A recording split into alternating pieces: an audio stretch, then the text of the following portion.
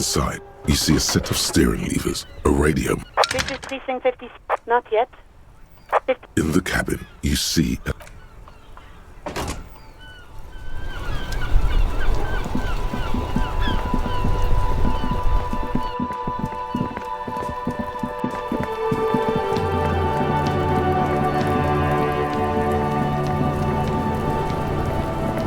Necromancer pig? That shit was dark. Going in there like that. Oh, brutal shit. Tell me, Kuno dies. You're gonna pick one out of his brain like that too? Kuno's gonna go out in a hail of bullets. Gonna look like a fucking porcupine. Porta Rosa, a side alley of the Boogie Street spearhead. A young man in his early 20s approaches patrol officer Emile Mullins and asks for a cigarette. As Officer Mullins reaches in his coat pocket for the pack of Astra he just purchased this morning, the man shoots him point blank in his chest.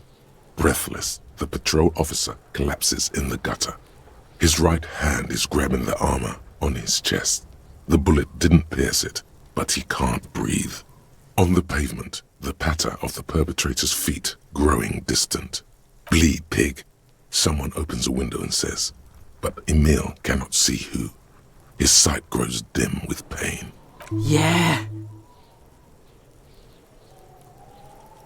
No, Kuno doesn't give a fuck about bugs. So he knows locusts are bugs. Oh my god, I told you that shit is lame! Shut up, see. Now they're gonna take you to lame prison! She sounds like she's about to cry, out of disappointment at Kuno's newfound lameness.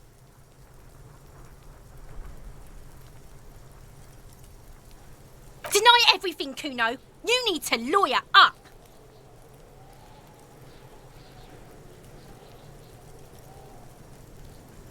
Kuno's not gonna say anything without his lawyer present. There's definitely something going on here. Maybe he's got them stashed somewhere nearby, in some hidden place. There's a suspicious shack in the eastern corner of the yard.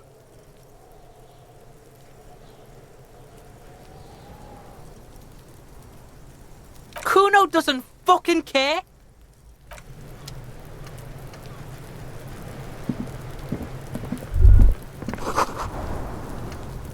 This trash container is locked.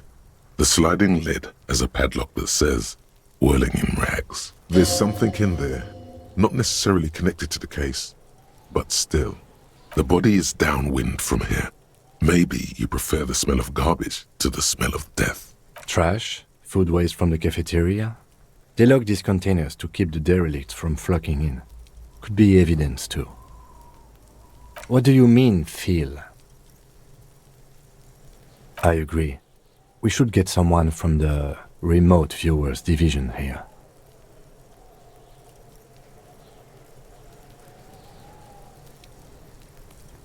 He's being sarcastic. Do not ask what the remote viewers division is. Oh, it might also be evidence. The mob could have disposed of something in there. We should get it open. We could try using a pry bar, the one you took from my motor carriage, or... Did someone say pry bar? Really? Your muscles are down with either one. Or we could ask for a key from the manager of the Whirling in Rags. He probably has one. He might also have information. This is better than the pry bar. Ask the manager. Bullshit. Go straight for the pry bar and pry this baby wide open. You force open the sealed metal lid with your goddamn bare hands. It is open now. It could not resist your superhuman strength. Don't. Maybe you shouldn't. There is, but you won't like it. Sweat forms on your brow. Your hand is still on the lid.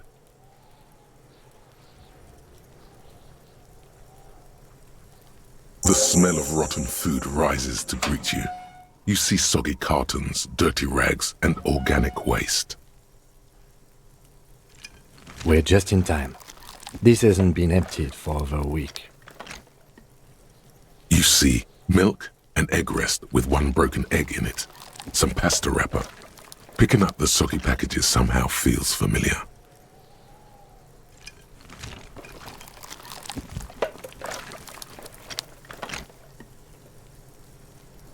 You've done this before.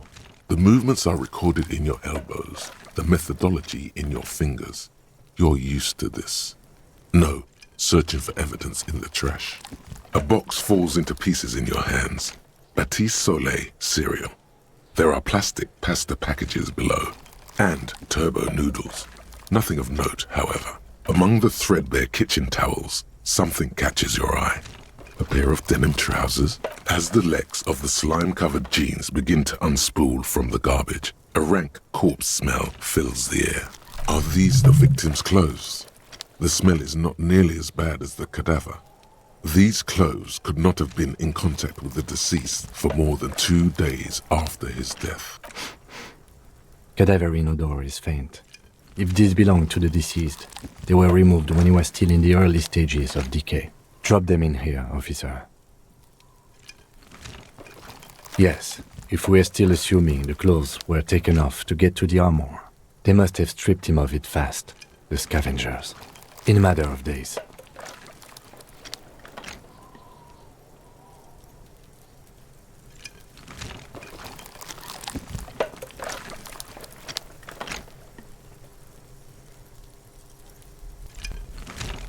Guitar marked blue jeans, pockets empty or emptied. He wore them with a belt, too, a white belt. The loops appear stretched, but the belt is missing. That's it. Do you see anything else in there? I have another bag here. Something slimy catches your eye. A drab, long-sleeved shirt, olive-colored, appears from the food waste, dripping with pus. This is a military-type overgarment. No label or serial number. This is the kind of rib-knit shirt that's worn over light armor to conceal it in an urban scenario. Anything more? The rest of the rags are just kitchen variety waste. A yellow old mug that catches your eye. But other than that... All right. We should go to Gart again and ask if he knows who put the clothes in the trash. It could be as simple as someone from the hostel cleaning the yard. Or that one. The fuck's he on about, kids? You hear that, Kuno? He thinks you're an infant or something. See? Not really. All we know is the victim's clothes are in the trash, the lid was locked, and his establishment had the key. It's just a small loose thread. The lieutenant nods, then looks back into the trash container. It's just organic waste, cold and slimy on your hands. Apple and potato peels, mostly. Unidentified sludge, and the occasional chicken bone thrown in for good measure. But hey, nothing. It's nothing. Nothing more to see here. What's this? A blue piece of plastic sticks out from the apple peels. It's shiny. Looks like the corner of something. Something larger. A clipboard. A blue plastic clipboard with moist papers hanging from it. They look badly damaged, but you can still make out forms and notes. Written in a man's handwriting. Not just any man's. This dense cursive, it's yours. Officer, is that your paperwork? There's a lot of it, too. And you've got an autopsy form in there, in the back. That light pink copy paper. If you don't mind my asking, how could you have let your paperwork end up in the trash? Well... His eyes express a rare condolence. Then he picks it up. Lucky we found it. You should take stock of what remains, just to be sure some has not made it into the hands of the RCM's adversaries. Organized crime and the like. There might have been police secrets in your notes.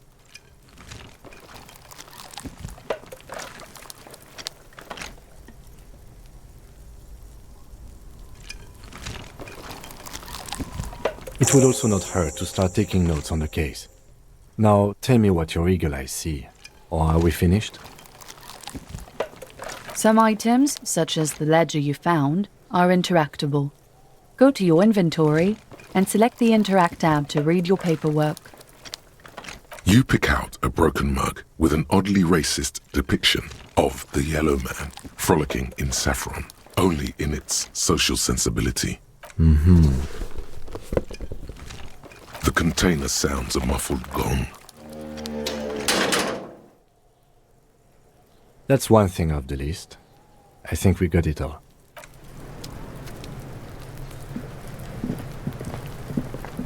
Fuck does Kuno care? Kuno doesn't fuck. Fuck does Kuno care?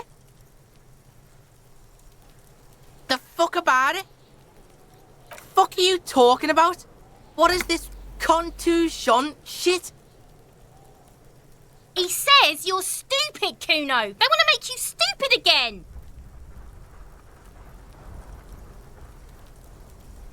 Oh, did Kuno make your shit sniffing harder? Obstruction of shit sniffing. This is Kuno's kingdom. Kuno fucking rules here. You hear the lieutenant hum. He's thinking the kid has amassed quite the vocabulary of law enforcement terms, but he's not going to stick his nose into this. Me and my partner are wondering, do you guys puff Peter? Kuno erupts into laughter, pointing his finger at you, then Kim, then back at you. An unfortunate choice of words, the lieutenant from Precinct 57 thinks. He looks at the harbour walls looming overhead. Fuck it, he said. Oh, He's thinking the kid has a Good. That's what the lieutenant... Kuno doesn't give a shit about the armor. That fucking had one thing majorly wrong with him. He's a fucking mutant. Do you remember how he looked? Fucking growth hormone shit. He's a giant. The armor's too big for any man. Kuno doesn't give a shit about that freak armor. Kuno threw that shit away. Oh, come on. He's just pretending that he doesn't care because he's too small for the armor. Get the fuck out of here trying to fuck on me with that midget shit. Kuno's 12. He's huge. What are you? Fucking 80. When Kuno's 80, Kuno can fit 4 of you in Kuno. Fuck out of here. Trying to fuck on Kuno. Fuck out of here. Kuno tried to get the helmet on. It was too big. Kuno kicked that shit in the sea, rugby style. That shit means nothing to Kuno. Yeah, that shit means nothing to Kuno. Kuno doesn't give a shit about material shit. Kuno's a fucking monk. You wanna fuck on someone about that armor? Go fuck the mustached union fuck. The jolly troubadour shit at the gate. Yeah, cock and boot. You know that jolly union cow fucker? Came around talking about cows or some shit. Came around pretending like he cares about cows. So yeah, he's the one you want to talk to. He's fucking crazy about that armor shit. Coming here pretending like he likes cows. Trying to catch a peep at Kuno's armor. Go to the gate. Ask him yourself. Curious, my liege. Why did Kuno feed you this information? Yeah, Kuno's doing charity today. Kuno Day. Kuno feels sorry for you two loser pigs. Kuno's doing pity now. Still, seems suspicious. He may have it in for that guy. You're Get lost, Yeah, the kingdom of Kuno. The fuck do you want with it? Yeah, Kuno doesn't know shit about that. That shit is beneath Kuno. Listen. Kuno doesn't care about this small-time shit. Just listen. Kuno saw what you did there, dumpster diving. Sad shit. Kuno could hook you up with some sweet rags. Shit like Kuno's wearing. Your size, good price. 500 real. Despite the early spring chill, the boy is wearing short track pants that leave his legs exposed below the knee. They look dynamic. You'd have to be blind not to notice the giant white letters FALN running down his trouser leg. Look, Kuno ain't seen shit lying around. Except for that you took away. Now you want performance gear or not, Grandpa? The lieutenant remains silent, but his expression couldn't say, "I told you so," any louder. Pig, these are found modulars. Liquid fit, performance crotch, urban survival shit. Made in Mirova by scientists. Pants scientists. believe it. You need this shit. These could drastically improve your chances of survival in the urban wilderness. Coach Physical Instrument endorses these pants. They are tartan ready. They will also make you into an idiot. Alright, Pico. Shit's rolling. Don't do business with the pig, Kuno. He's going to steal all your money, Kuno. As you can see, Kuno and C don't trust you. Can't do business without trust. There's more to his distrust than being a pig.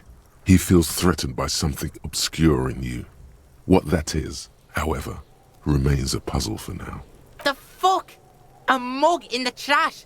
Is this about the fucking clothes again? Yeah, Kuno sees where this is going. Kuno's got that fast brain. You saying you pigs are after the mug fucker? Cause he's the clothes fucker? I can't hear you, Kuno. Speak louder, Kuno. Shit, that's tense. Someone's going to the beat-down basement, huh? Mug guy gonna get tied to the radiator. The kid may have something there. He's already come up with an interrogation technique too. Kuno doesn't know who put that shit in there. And if he did, he wouldn't squeal.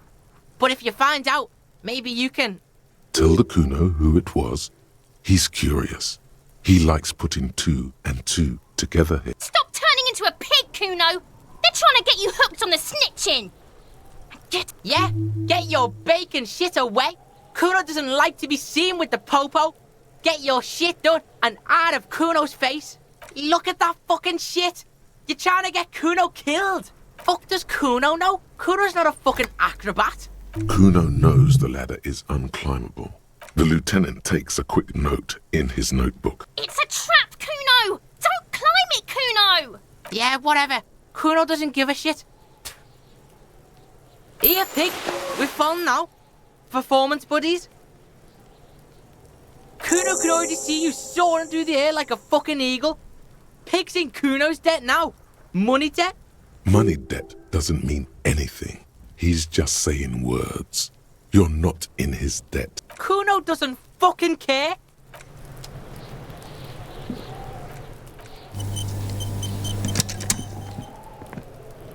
I'll die before I squeal, pig. Murd. I'll die before I squeal, pig. I can't... Don't be...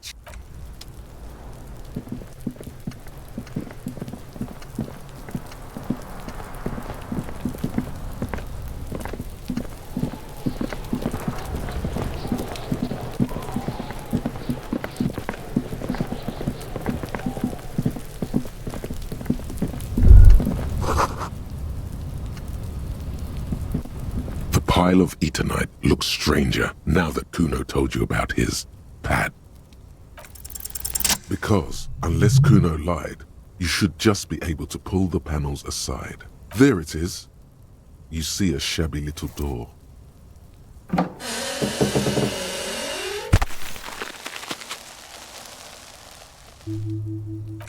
So this is the shack Kuno mentioned. Let's take a look inside there.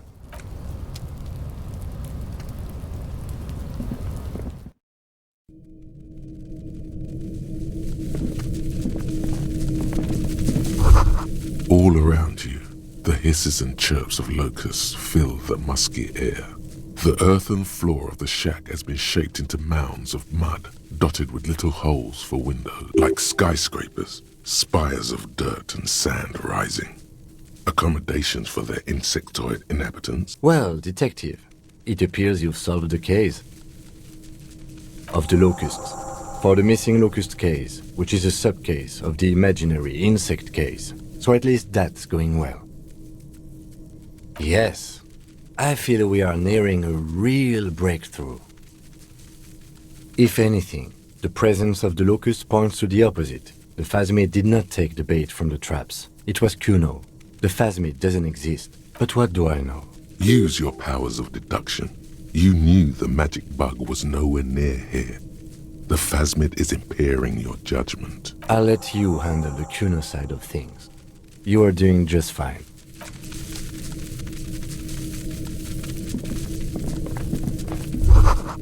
Be still, my beating heart. It's amphetamine. Sweet amphetamine. The lieutenant isn't studying the powder in the mirror. He's studying you. There's a good vague way to ask where he stands on drug use. Professionally, I mean. Perhaps not. This is below our pay grade, detective. However, see that ladder there? It's probably another way into the industrial harbor, no? A secret path the local kids use.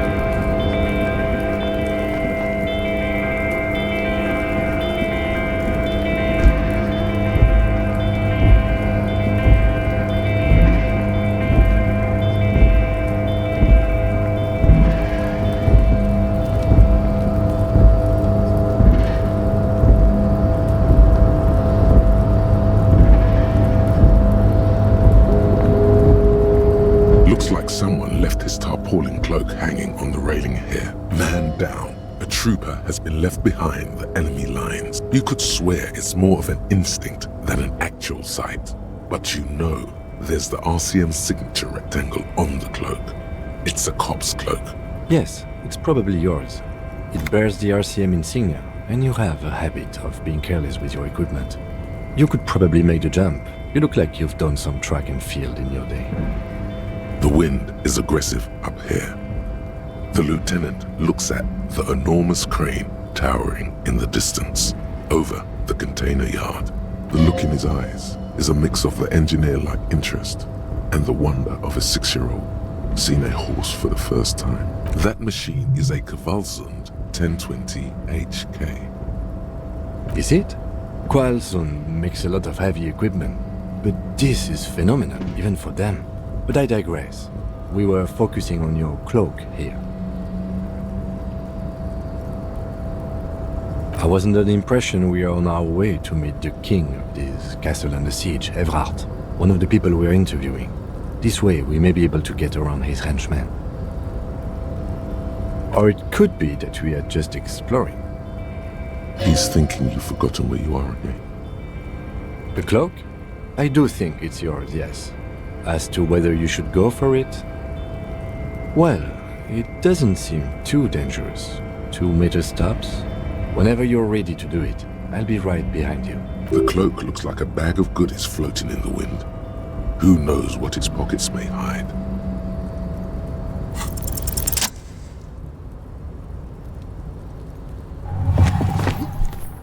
As you leap in the air, a chilly breeze engulfs you, sharpening your senses. Ankles tingling from the tension, blood roaring in your ears. You are ready for your rendezvous with the concrete pavement. Martinez goes about its daily routine as you soar through the air. The loud voices of protesters mix with the engine sounds from the traffic jam. Waves crash against the pier, and dense, salty sea air fills your lungs. Also, you should be having a drink right now. You should have a bottle of alcohol in your hand right now. Don't be ridiculous. Of course not. What have you done to my precious alcoholic friend? You're no fun anymore. As the concrete floor welcomes you, you realize it's been a while since you felt so alive, alert, capable. Must be the adrenaline. I knew you could do it. My climbing down might not have been as disco as your jump, but at least we can explore the harbor now. With your feet firmly planted on the concrete, the noise of the harbor rushes back in.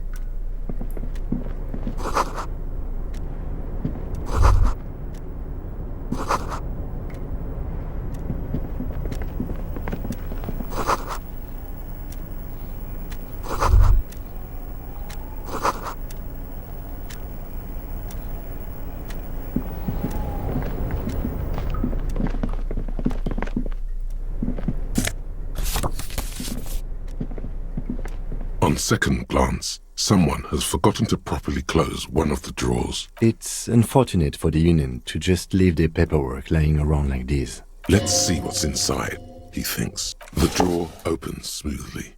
Inside is a well-organized selection of brown folders. It's probably on rails. Hundreds of documents containing logistical data. 2 kinds of transactions stand out. Materials coming into Revachol from the outside world, from Muindi, Grad, and even Ilmara, and the same materials being handed over to companies inside Revachol. Kuron, Coal City, La Delta, and Jamrock are listed among the many districts where the imports are being sold.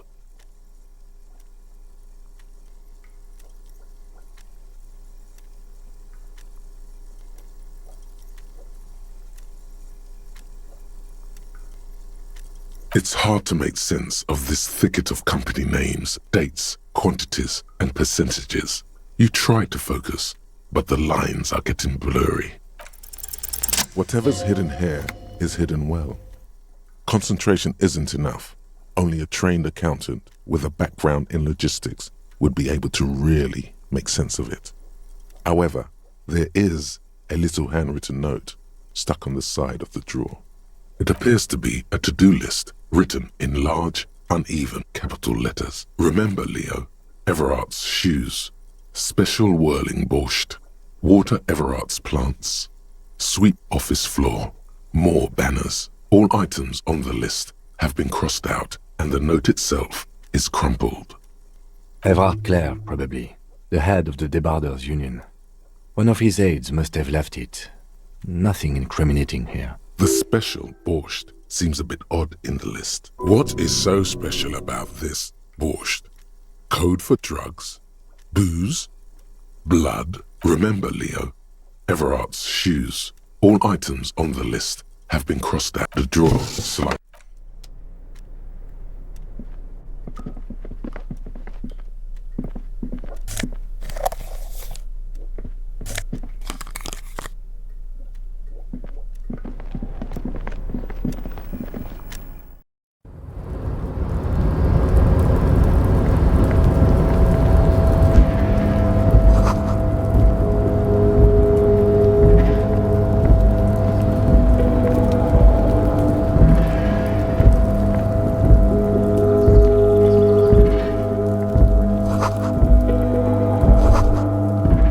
Empty wine bottles and cigarette butts on the ground. Someone partied really hard here. Well, they went through 6 bottles of potent Pilsner, 3 bottles of Commodore Red, and almost 4 packs of cigarettes. It must... Well, yes, I think we can say with relative confidence that it was you. Yes, this scene isn't exactly ripping with joy. Let's just move on.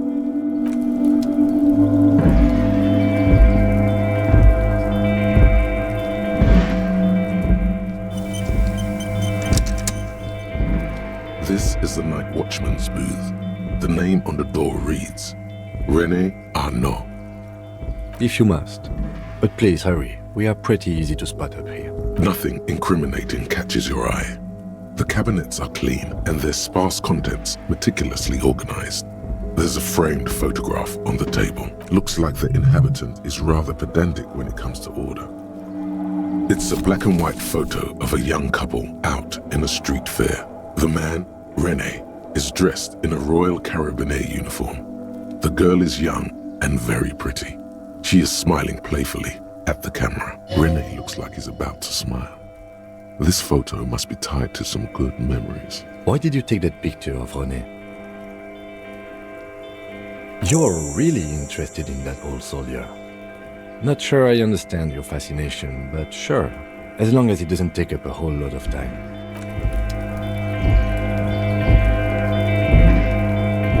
This is...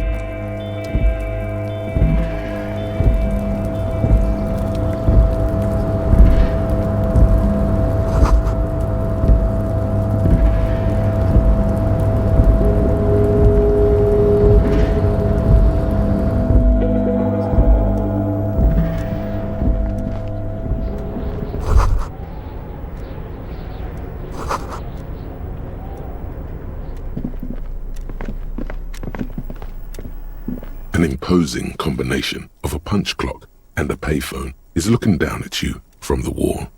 The machine swallows your coin and seems to be waiting for your next move. Your fingers run over the dial pad. 005. That's the dialing code for Revachol. 4952, and a moment of hesitation before entering the final numbers. 993. Calling. Still calling. Then... Video Revachol, 24-hour video rental. We rent 8 and 10mm film for home use. This is Lamy. How may I help you? The voice of a youngster on the other end sounds as enthusiastic as that of a man walking towards the gallows. Video Revachol is a 24-hour video rental. We rent 8 and 10mm film for home use. This is Lamy. Sir, I don't know. It's a video rental. Maybe you rent videos here. No. Maybe you called to extend your rental period? Do you need to extend your rental period? Let me fire up the machine. Dubois. Here we are. You haven't rented anything in 5 years, but you still have a copy of Blue Ocean Hell from November 46. Whoa, not a fun film, that one. It's not an easy watch. After the death of his daughter and subsequent divorce, Ziemsk immigrant Egidius Wojcik tries to come to terms with the onset of dementia. No wonder no one's been missing it. Still, it would be great if you could return it to us. We're on the corner of Voyager and Main. On the corner of Voyager and Main, a large neon sign hangs on the side of a building.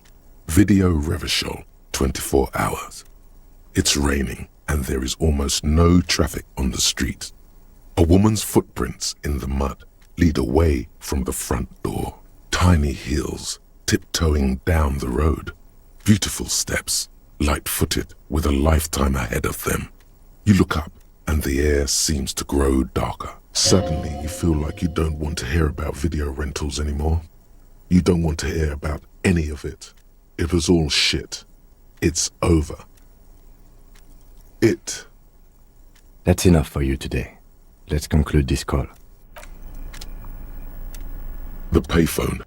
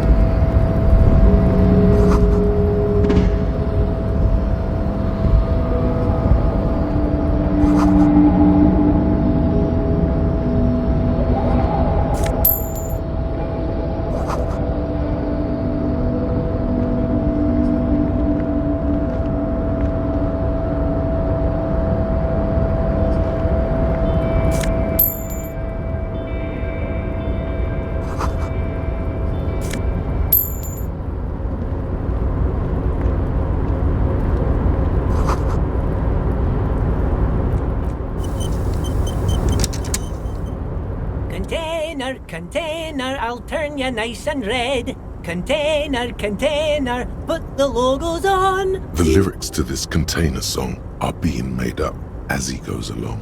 The accent is so thick, it's impossible not to notice he's Ubi, from the vanishing peninsula of Ubisund on Muindi.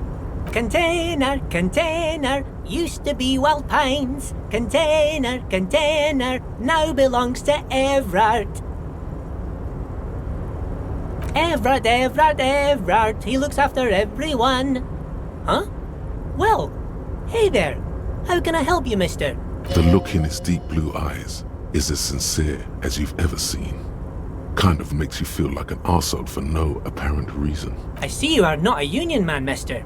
Did you get lost? You're not one of them scabs, are you?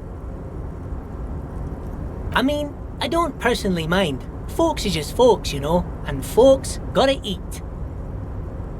Just some of the other guys don't look too kindly on the scabbing kind, if you know what I mean, mister.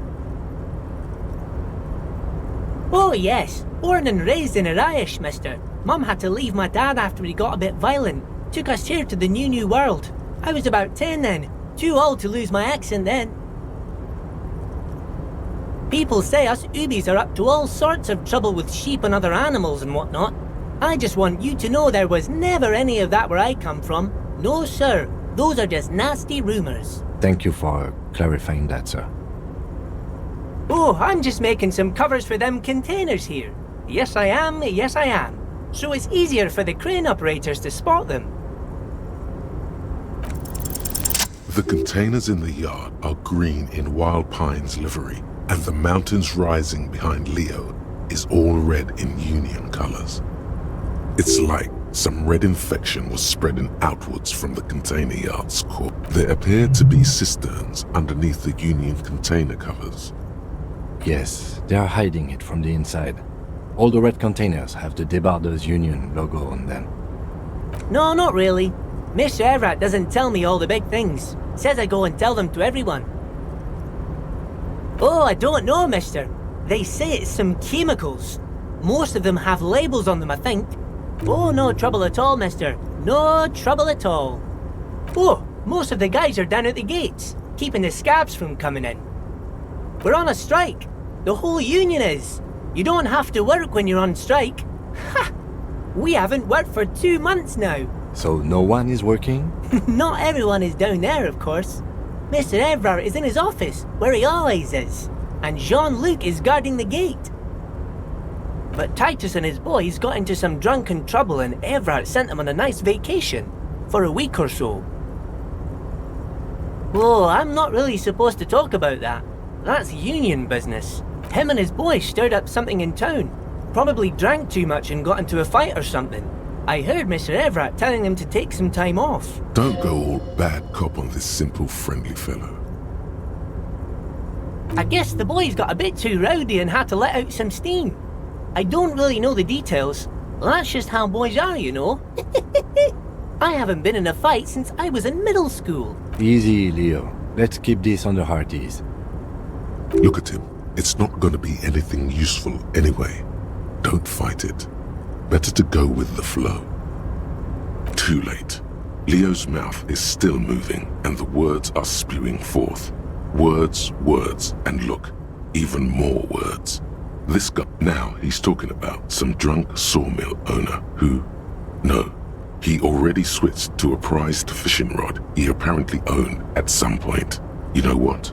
Just cut in there with your questions. Yes, yes. Everybody needs a job, and this is mine. I'm Leonard, by the way. Leonard Bellick. But everyone calls me Leo. I'm like Mr. Everett's right-hand man when Mr. Edgar is out of town, and Mr. Edgar's right-hand man when Mr. Everett is away. Actually, Miss Beaufort is the right-hand man, but she's a lady. Who is this, Miss Beaufort? A real pretty lady with a skin like those Douai Sucre candy bars my missus likes so much. Them are real nice to suckle on once the dinner is done and me and the missus sit down beside the radio. But I can't listen to the radio all the time. There's so much to do around here and I'm always busy keeping things running here. Yes I am, yes I am. Stay on this Miss Beaufort topic.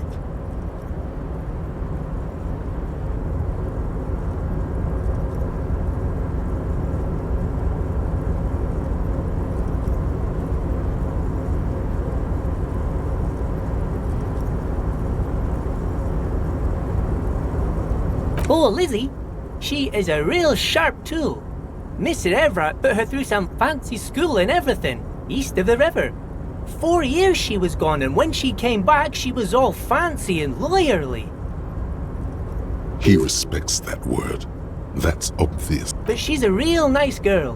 Grew up in this here neighborhood, knows everybody and gets along with everyone. Real pillar of the community one day, I'm sure. For a fraction of a second, there's sadness in his eyes. If me missus and me was to have a child, I'd be real happy if she turned out like her. But she can't have kids. Dr. Lemaitre said so, and she knows about such things. Been a doctor for almost 50 years she has. Law school? Could she be talking about the union fixer, aka the gardener? Looks like it. I'm not sure what a fixer is, but she is a real nice girl. Smart as a whip too. Telling the gardener you know her name might throw her off. Perhaps something to consider later. Oh yes, yes. I leave all kinds of notes for myself. That old head of mine ain't so good at keeping things in no more. I almost forgot about the borscht. Oh yes, I've been taking special whirling borscht to the men every day since the strike started. It's very, very good. Makes a man feel so warm and happy. I feel like I could take on Mr. Renadan's boar dogs every time the lunch is done. Power borscht, huh? Never heard of a borscht that turns little guys into dogfighters. Alcohol, however. Yes, yes. I'm taking it to them. The borscht keeps them happy and in fighting spirits. Makes you all warm inside. They brew it in the whirling in rags. Oh, the whirling's cook. He makes it.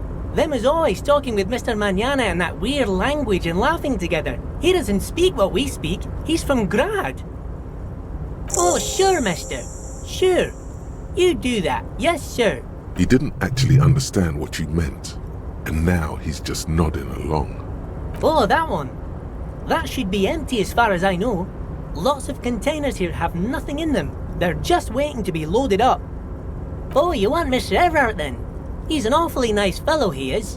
Him and his brother are both nice fellows. They've lived their entire lives in this here neighbourhood. Guys like Mr. Everard and Mr. Edgar, his brother, are real good guys. Made Martinez what it is today. Mr. Everard and Mr. Edgar and I went to the same school we did when we were boys. Patience. Deep down you have the mental power to keep listening. Not many would, but you do. Had an arithmetics teacher, Miss Bellows.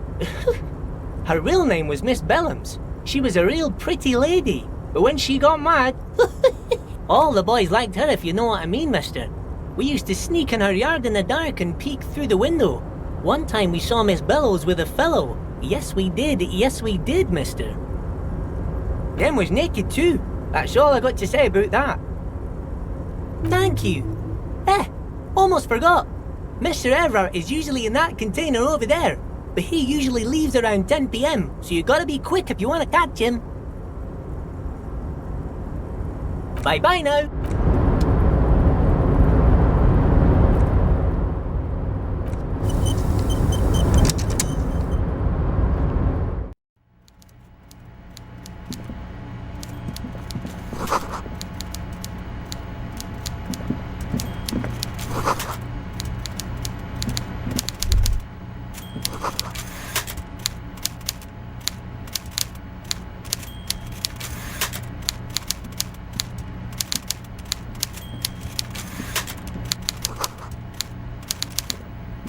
Before you is a walrus of a man seated behind a large desk. He looks up from his work, not the least bit surprised to see you.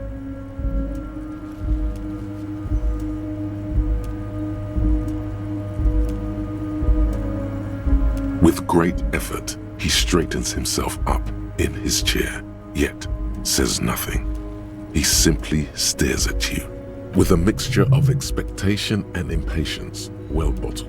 A typical power play. Wait for him to speak first. Show him you've got a backbone. The one good eye of this man fills you up without even flickering. The other, his lazy eye, is constantly moving like a goldfish in a tank, grotesquely magnified by his +6 glasses. Amblyopia, a childhood condition. For a moment, you don't know where to look. It is unbearably humid in the trailer. Beads of sweat slide down the man's forehead, yet he's unperturbed, holding his own. At first, nothing happens.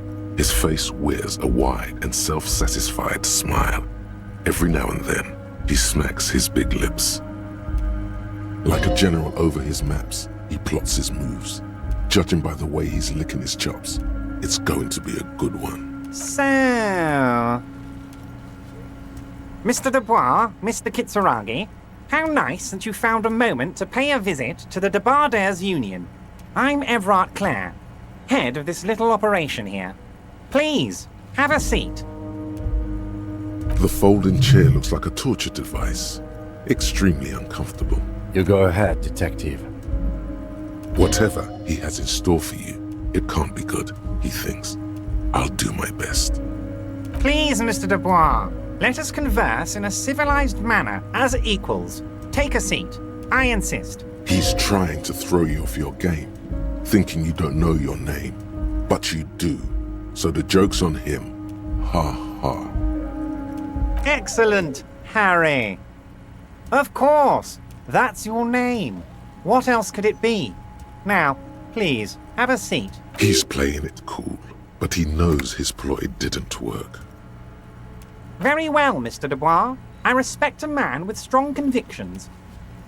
I, too, have convictions. One of which is that I will not engage with any man who won't face me at eye level. Should you find yourself more amenable in the future, I'd gladly resume our conversation. Don't give up, but don't leave either. You're going to have this conversation on your terms. You just need to remain headstrong. Everard starts whistling a little worker song. He really is trying to ignore you, or will you out of existence. The lieutenant stands right next to you, not showing any signs of impatience or boredom. I see you are an extremely stubborn man, Mr. Dubois. That ain't necessarily a bad thing. You did it. This might help against whatever comes next. So tell me, how can the head of the Debarders Union help a representative of the Revachol Citizens Militia today?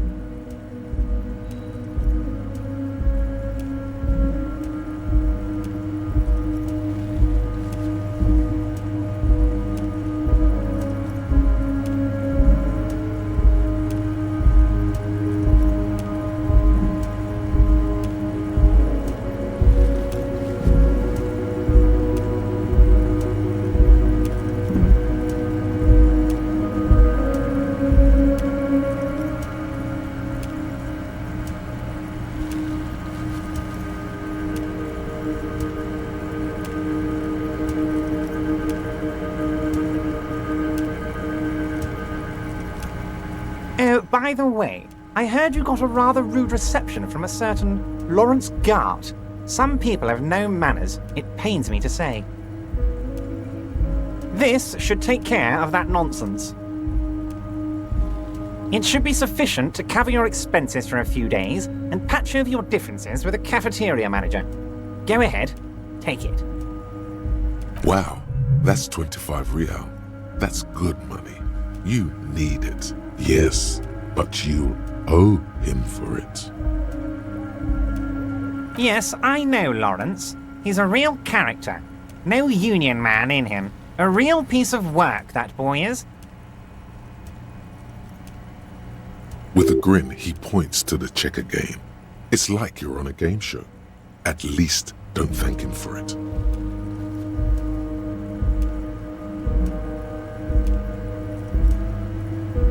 Okay. I respect a man with principles. No handouts, then.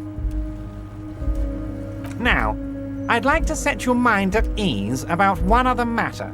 Your lost gun. Let me assure you, Union people are on it as we speak. I've got my best hounds looking for that lost gun.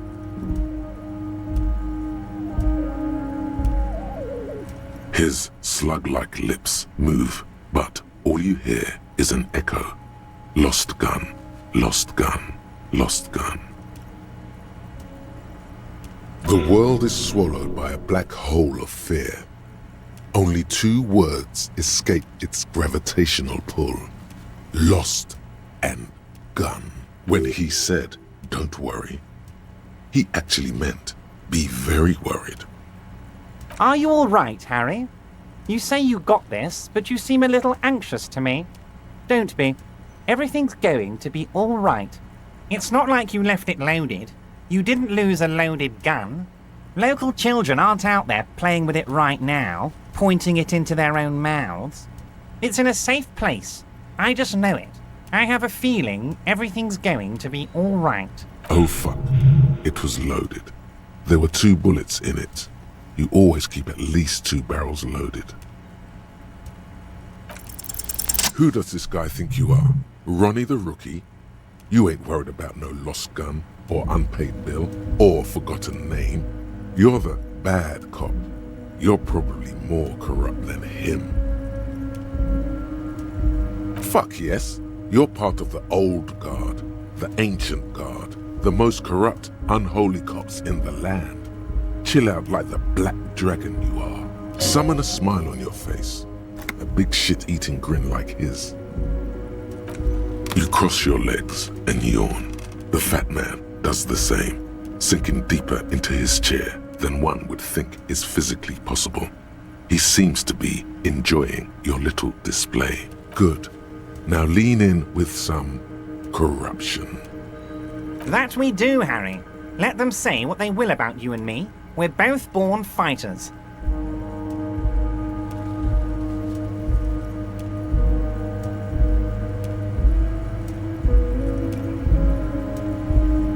Why, thank you. It's always nice when a fellow professional appreciates your work.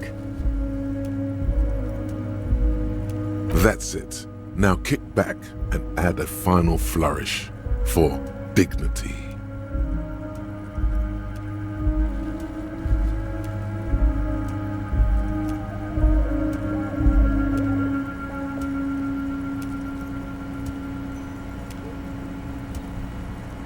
You strike me as a reasonable man, Harry. I like that in a lawman. Let's cut to the chase, shall we? What can Everard Clare do for you? I think we'd like to ask you a few questions. Don't you think so, Detective? Somehow you managed to get yourself out of this one. Now quick, keep the momentum up. Ask questions. Questions will show him who's boss. Whatever you do, don't ask him about the gun first. You don't want him thinking you're scared.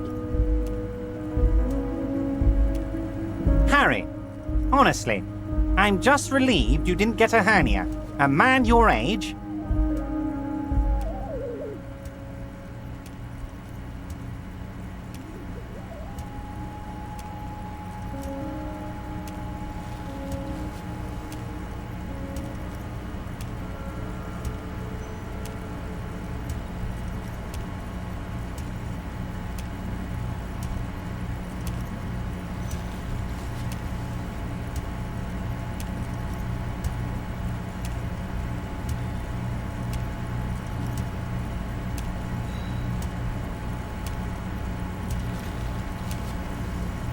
The big man peers at you over the rims of his glasses for a moment, then interlaces his fingers and rests his chin on his hands. Anyway, I assure you, I am a very well-informed man. Information reaches me before I even get the chance to request it. Yes, but it's because his words usually sets things in motion. Oh, you're so clever, Harry. And technically, you're right. Now, what else can I do for you? Oh, I know everything about you, Harry. I have a big fat folder on you. Very juicy stuff. And the word on the street is your memory is a bit hazy. If that's true, maybe I can help you out. Do you a little favor, so to speak. It might be a good idea to hide your confusion. I mean, see what his game is first. So good to hear that, Harry. Apparently my sources were wrong. However, if you would have a spot of memory trouble, well, let's just say a fat juicy folder could really fill in the blanks. Words flow like a river of honey from his lips. I guess word has already reached him. No matter, no harm done. It's just a brown folder. You can't make out what's written on it. Are you trying to tell me you've gotten hold of some of our documents?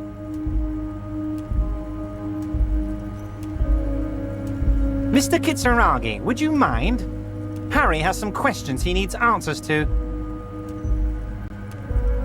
Asking too many questions will make you look weak. You should maybe focus on the folder.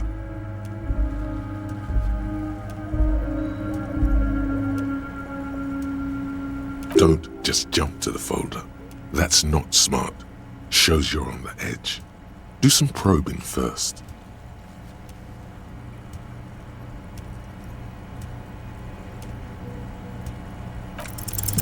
As you look at the folder, Everard covers it with his hand and pets it. He's hiding it from you because it's not a real RCM folder. It's just another one of those brown folders you saw in the file cabinet.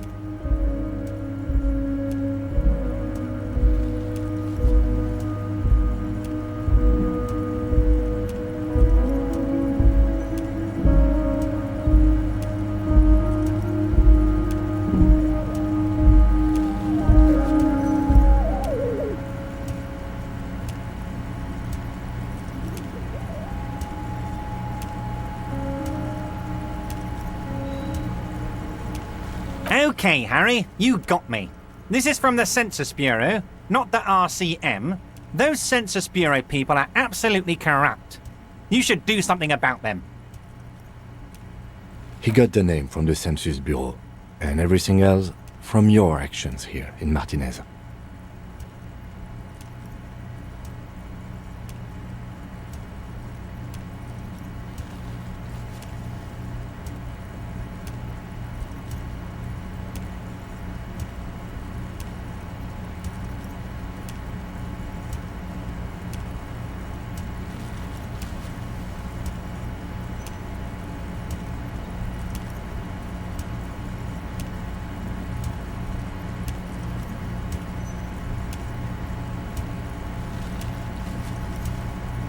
Yes, Mr. Kitsuragi from the Census Bureau. Like I said, now I'm actually a very busy man, so is there anything else I can do for you, Harry? That means he doesn't really know anything about you. A pity. The mystery of you will have to remain a mystery for the time being. Yes, that's what I said. Try to keep up, okay? Let's move on.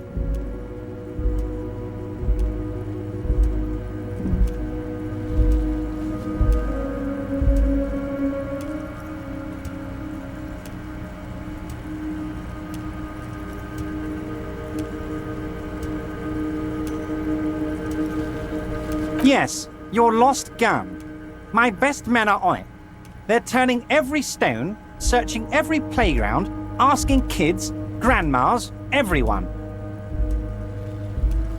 Your gun will be found, Harry. Let me assure you of that. It's just a matter of time and effort. The only way to find it seems to be working with him. He might even be holding your gun hostage.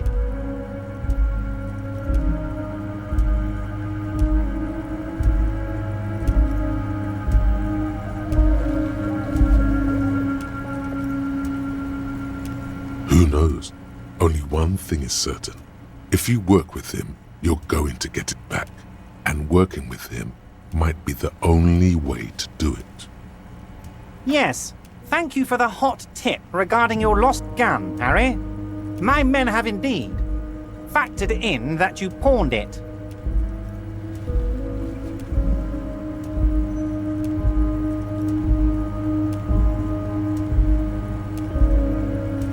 Now please, let the professionals do their job. Kick back, Harry, relax. I have great guys on this. You focus on what's important, building our relationship for the good of Martinez. It did not come as a surprise to him. He might actually not be bullshitting.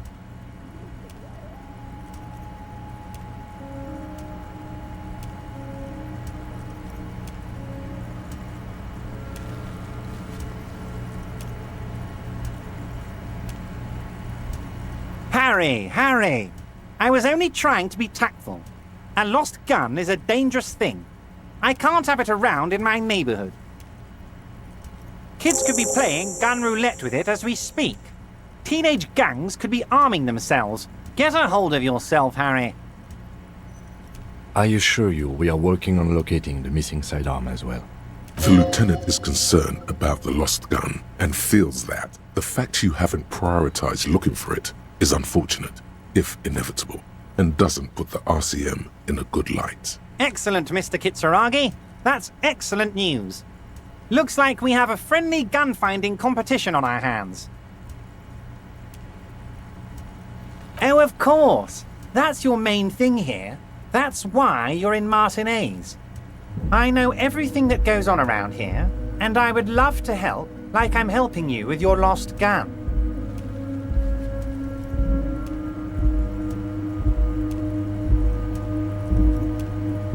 I mean, it's no secret that the lynching is connected to the strike. So much to talk about. Honestly, it's been weighing on me so heavily. I understand you need to interview me.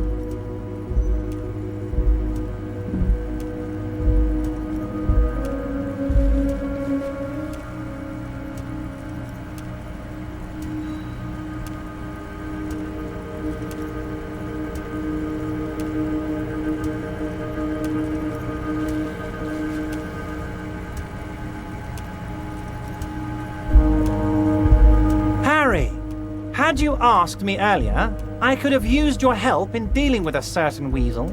It would have really solidified our friendship. Sadly, the moment has passed and the weasel's back in its den. Nothing to do about it now, so get this. I'm just going to give you the information because I like you, Harry. There's probably more to that.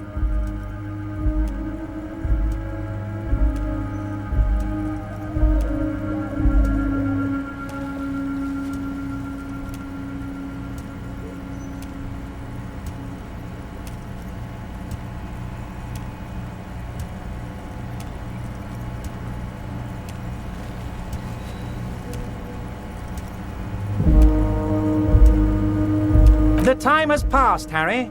Were you not listening when I just said that? Pay attention, please. Now, do you want to hear about the hanging or not?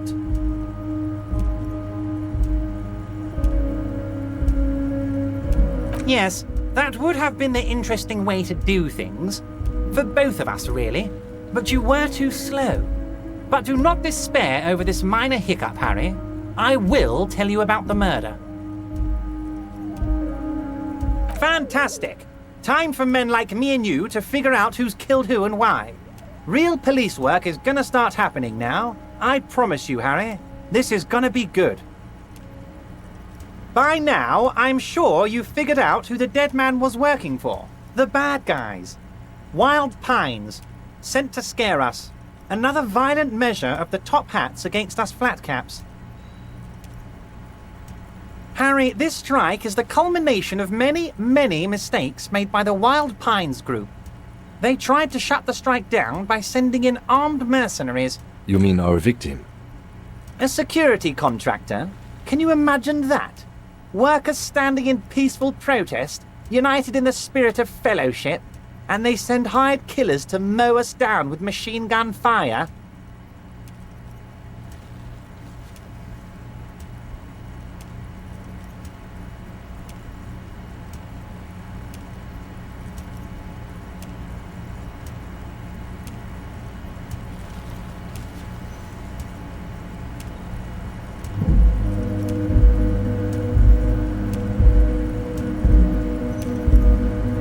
He performs a motion as if spraying bullets from a machine gun.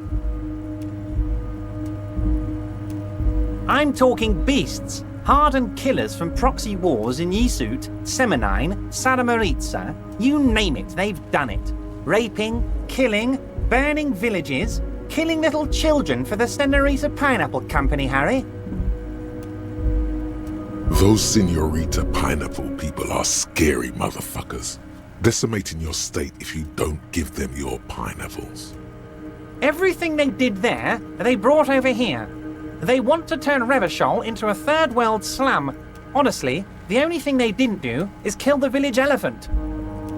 No, Harry, the elephant is metaphorical and so is the village, but the mercs and their brutality are very real.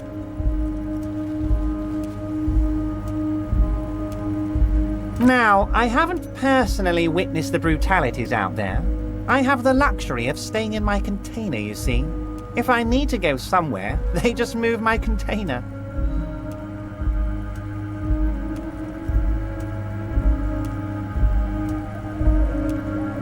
Yes, I'm an old man, Harry. My legs aren't what they used to be. They lift my office with that big crane. It's actually very fun. You should try it.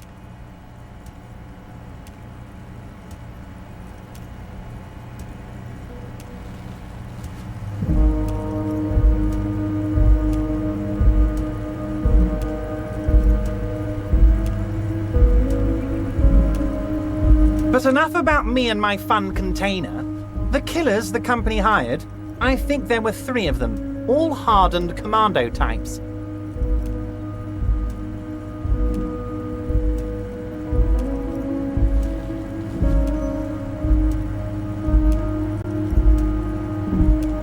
One of them got downright suicidal, getting drunk, violent, a little rapey. Even their own negotiator couldn't control him. That's your boy. The one who likes hanging out and trees.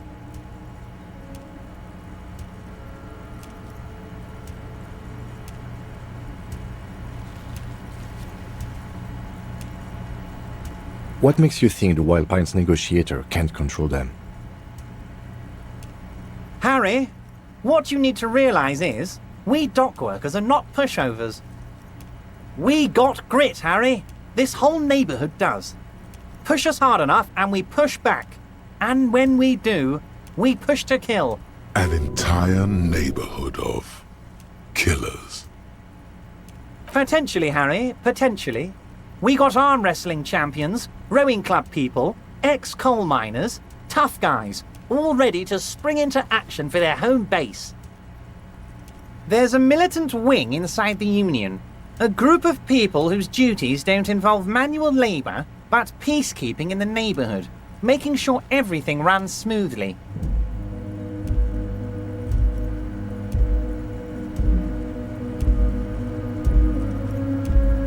That sounds a bit like organized crime. They're like you guys. Idealistic people who want to make sure bad things don't happen. And if they already have, well, punishment must follow. Again, that sounds like organized crime.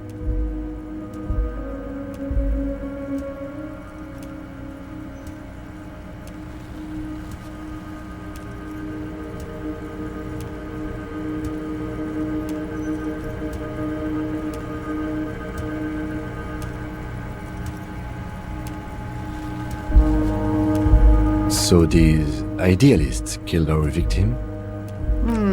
One day Titus Hardy, leader of this peacekeeping faction, comes up to me and says, "Boss, socialist democratic fervor drove us to take it upon ourselves to kill this beast that was burdening the land."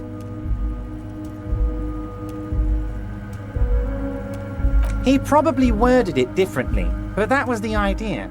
Sure sounded to me like they killed him. I gave them 2 weeks paid leave and told them to lay low to avoid retaliation. Oh, I'm not at all worried about that. These are not the kind of men who get arrested. They're Martinez boys, tough and gritty. I'd like to see the man who takes them in. Besides, I sent my lawyer girl to look after them. Uncertainty belies his boasting. In the end, though, he believes it. Or at least, he wants to believe. So he doesn't want to counter with a narrative that exonerates the Union. But why?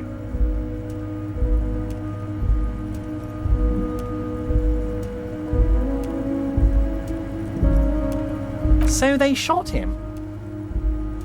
He was shot in the head before he was hanged. How odd. I don't know what to say, Lieutenant. They told me they hanged him.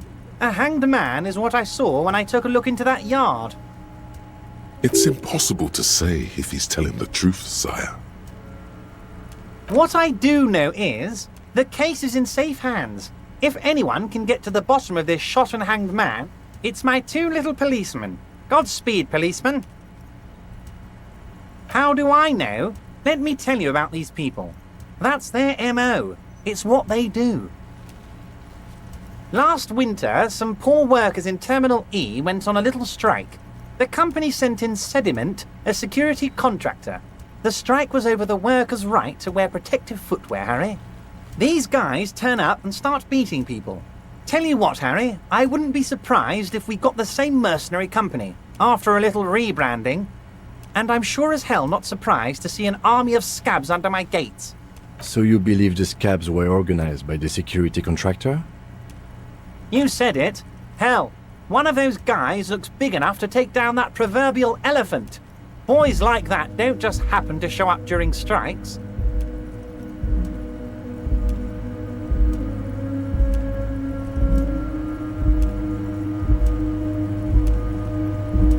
Of course, you're always one step ahead of me, Harry. I'm no genius. I'm in this position because people like me.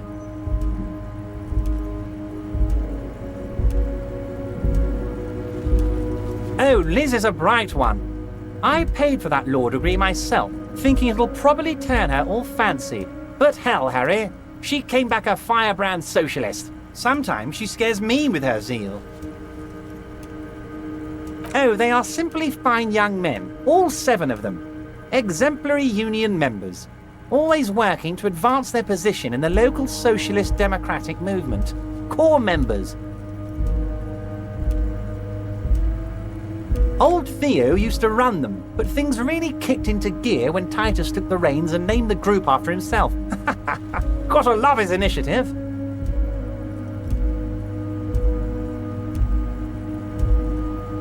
Interesting. Who's second in command? They're almost all of them great guys, born leaders. Whatever happened, I'm sure they only had the best interests of Martinez and Revachol in mind. Work with them. Hell, interview them. But don't fight them. They really are just like you. Men who like beer, women, and some order on the streets. Separate one from the herd. Oh, that would definitely be Fat Angus. His feet smell from a city block away, and he's always having noisy stomach troubles. Horrible, revolting guy. You would die, Harry. You would die, and in the process start a bloody and completely unnecessary war between the Debarders Union and the Citizens Militia.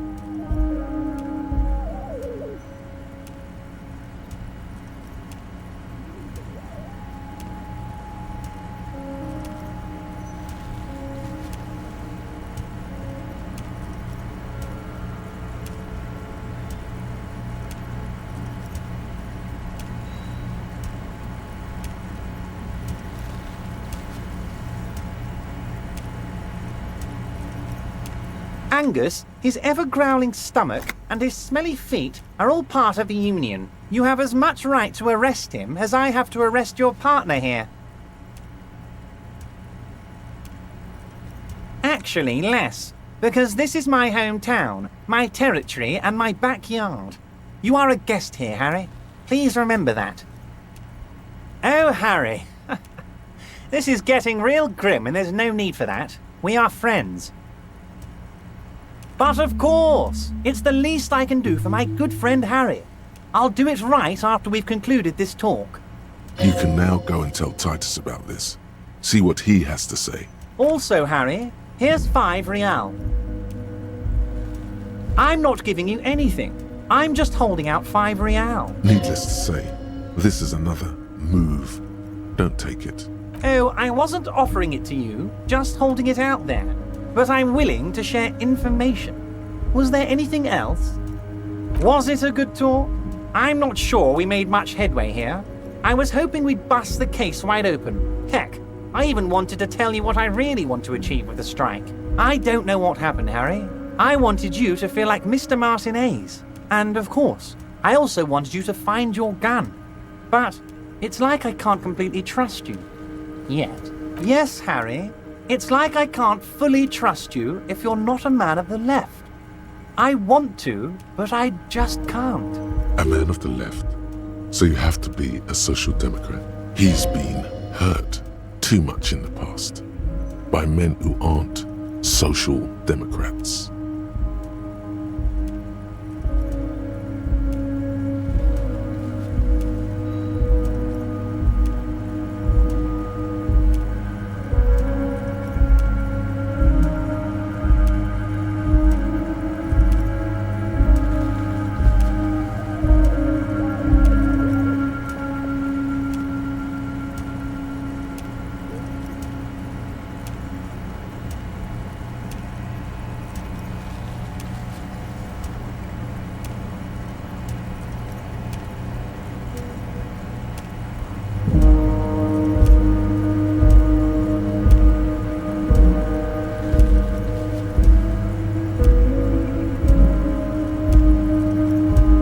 What does your heart tell you about your lost gun, Harry?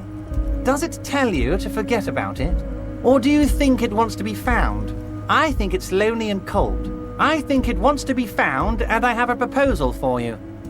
And what would this entail? Once again, I require nothing unethical or illegal of you.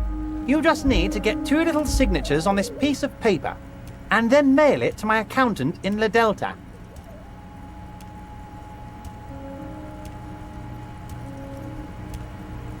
He thinks he can force you into his scheme. You can turn this around on him if you accept.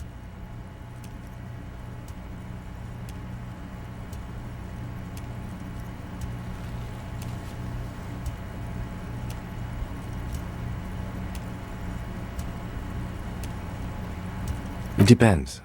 I don't think what we just got from Mr. Clare was very useful. But he thinks it's your call. As I said, it weighs on me heavily. But once we get really talking, well, I'm going to hand you the keys to Martin A's, and maybe even help you figure out who's behind this killing. He's saying as little as possible, as vaguely as he can, deliberately omitting things. I'm glad you asked, Harry. The Union is going to build a modern youth centre in Martin A's. It will be righteous. We're gonna get those teenagers off drugs and on roller skates. Roller skating, not drugs, Harry. You like this. There's a nameless little street on the coast with some old houses around it. Most people have already signed. I just need 2 more signatures to get this mission off the ground, Harry. Yes, the little cul-de-sac on the coast, where all the men have drowned, in either the sea or the bottle, a gloomy place, doesn't have that Union attitude. You're already pretty deep into this. What's a little more? No one can see you here in Martinez. They are just gonna have to deal with the construction noise for 6 months, and then they'll be living like kings. Right next to a fancy new youth centre, designed by the best architects from Stella Marie.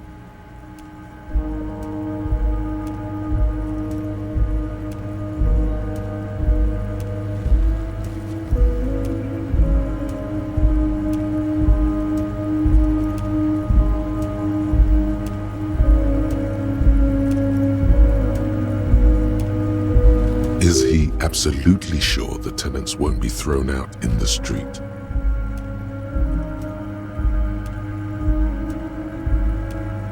Am I? Harry, these people, Martin A's is the most important thing in my life. I would never let anything bad happen to them.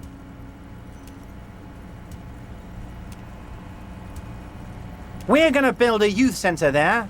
The value of their properties goes up and kids have a place to play in. I'm looking out for these people, not pulling the rug from under them, Harry. I'm looking out for all of Martin A's, not just the harbour. He means it. You bring joy to my heart, Harry. Such a pleasure to be working with you. Here. You need to get signatures from Isabel Sadie and Lillian Carter. The cul-de-sac is right past the pawn shop and across the canal. I heard there was some trouble with the water lock, but it should be fixed now. Once you have the signatures, mail this to 13022 La Rocca in La Delta. Then we can talk about your gun.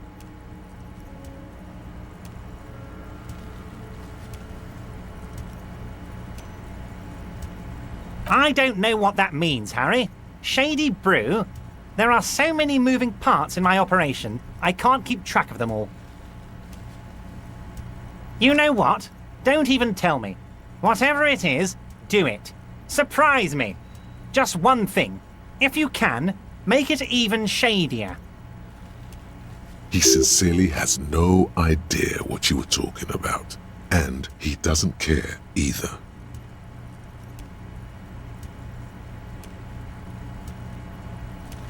Wait. You need this to get in and out through the gate. Here, you're one of us now. A real red and white Union man.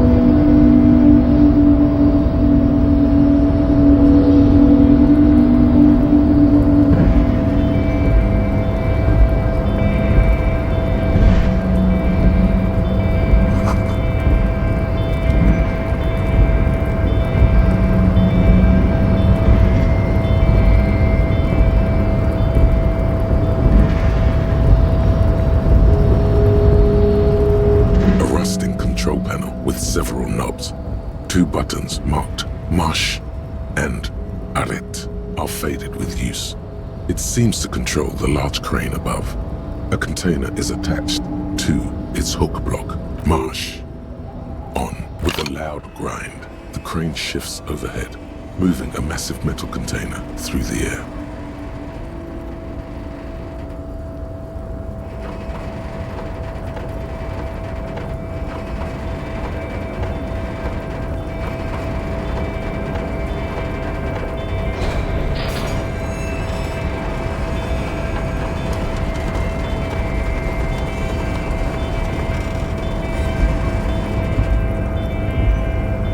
With a surprisingly quiet thunk, the crane places the container down.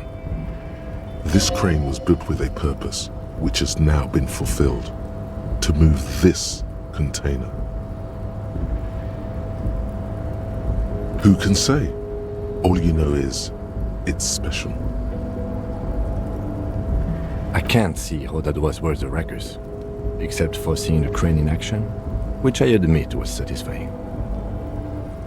The crane does not return to its original position. It does not move at all.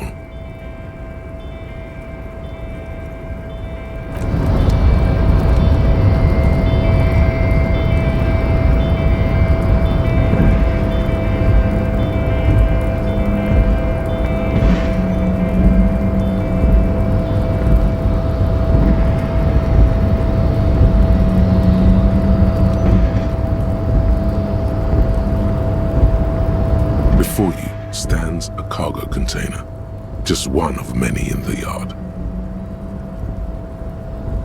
You do? Because I don't. There are a million containers here. Why are you fixating on this one?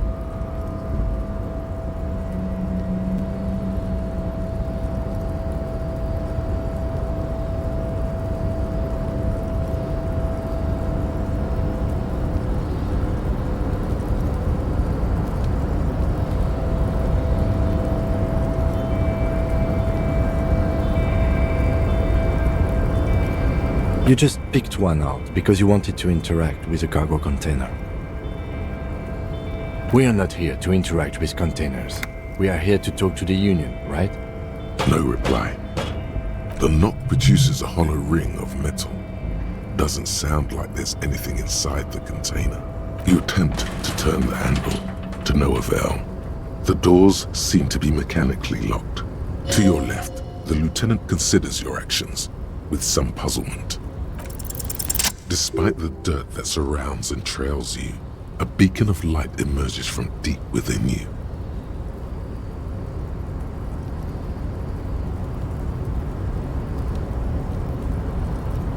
The door stands silent.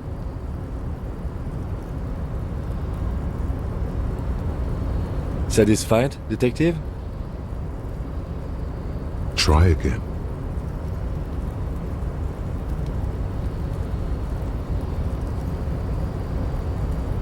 Just like that, you hear a click, then a rattle. Some mechanism unlocks itself inside the door. Ahoy! Come on in! You can't be serious.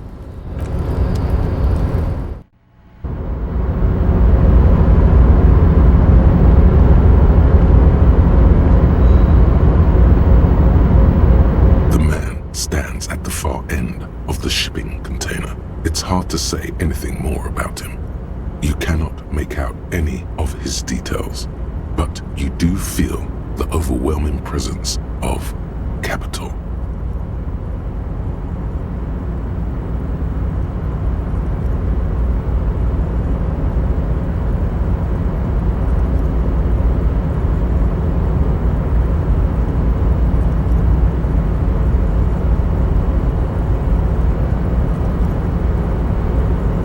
The feeling causes all the hairs on your body to stand at attention, like soldiers preparing for review.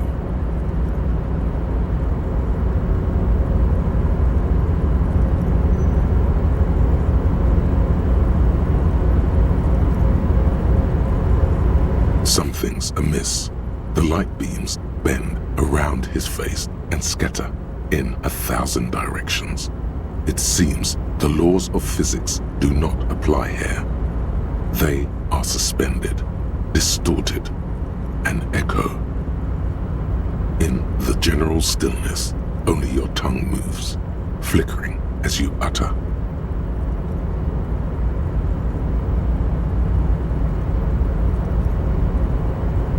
Welcome.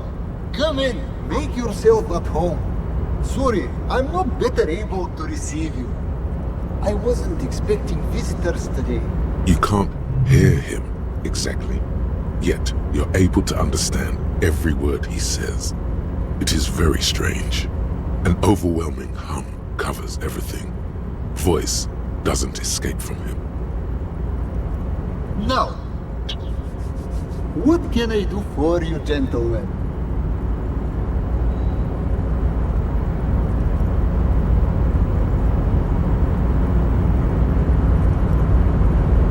Who am I?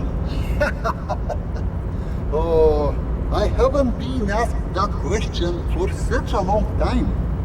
I don't meet a lot of people outside my circle these days. Anyhow, my name is Rustam Theodore, investor, license holder, and extremely high net worth individual. And you are? Mr. Theodore, I am Lieutenant Kim Kitsuragi of the RCM, and this is my partner. Pleasure to meet you, Raphael. I'm surprised in a positive manner, you understand, about your exceedingly high net worth name. It is not. Never mind.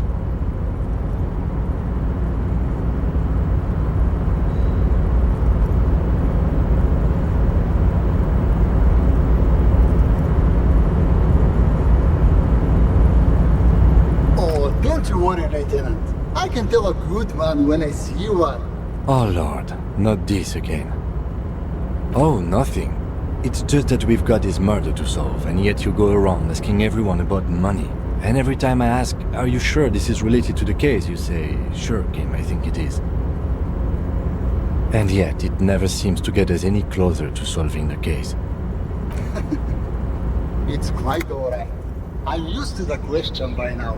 To be blunt, I inherited my fortune from my grandmother, who herself was an extremely high net worth individual back in Grad. All I did was take her fortune and invest it prudently. Believe it or not, it takes more than a bit of skill not to blow a vast fortune on sailing boats, bad choices, and unsupervised state policy.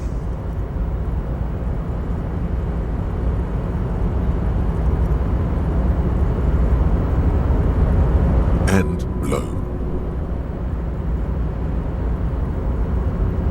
Actually, at the level this guy is, it takes several generations to do that. But, alright.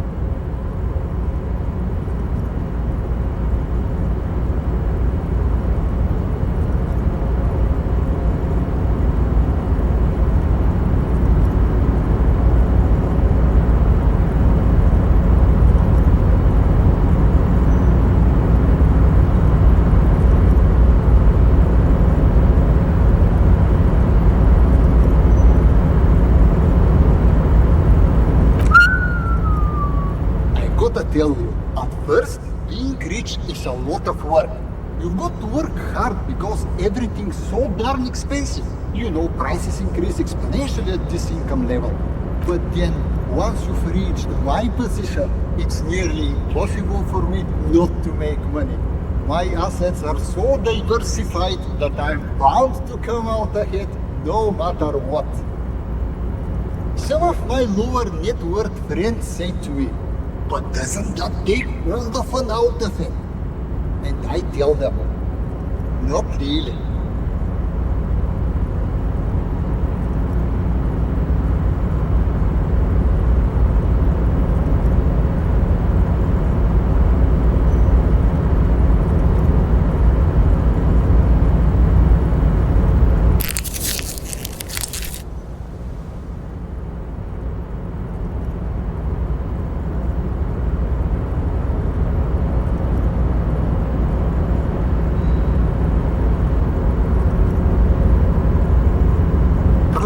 Precisely, Mr. Cousteau.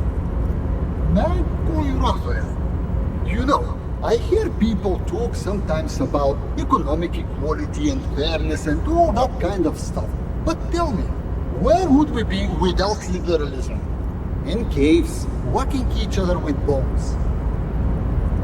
A nightmare scenario, a world of slavery and violence. Which brings us back to the essential truth of modernism. Where we are right now, the freedom of mankind can only be derived from the free flow of capital.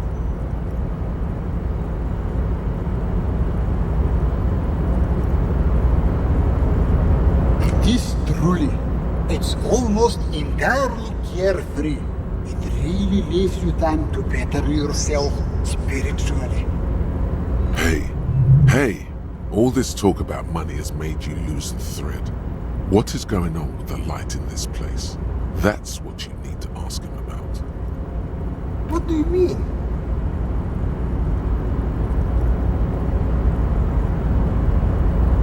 Are you talking about my chin?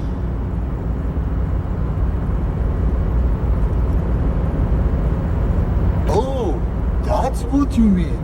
Yes, I've heard of this effect, though I've never witnessed it myself, of course. It has something to do with our Weiss-Wiesemann coefficient. The Weiss-Wiesemann coefficient is a ratio designed to reflect the difference in net worth between individuals. When the coefficient is close to 1, or 100%, it means one person possesses all the net worth. Among that group of individuals, it's been observed that when the Weiss-Wiesemann coefficient reaches about 0.96 or so, the laws of physics begin to bend around the high net worth individual.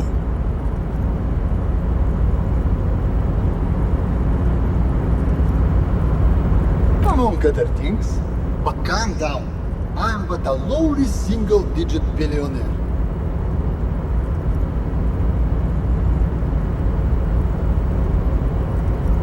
No, not really. There are actually quite many digits. A man this chill is at least a triple-digit billionaire. I see nothing of the sort. To be frank, all I see is a gentleman who's unusually well dressed for Martinez, in a cargo container, which I admit is odd. Yes, I imagine that does look strange to you. My container. Traveling. This is a great way to get around.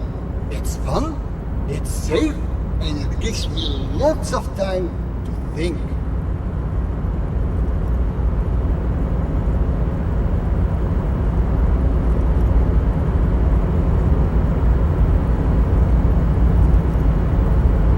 Wouldn't say it's exactly safe now, but financially secure individuals are known adrenaline junkies.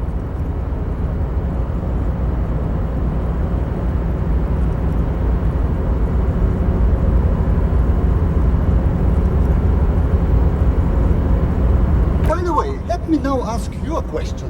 Where are we exactly?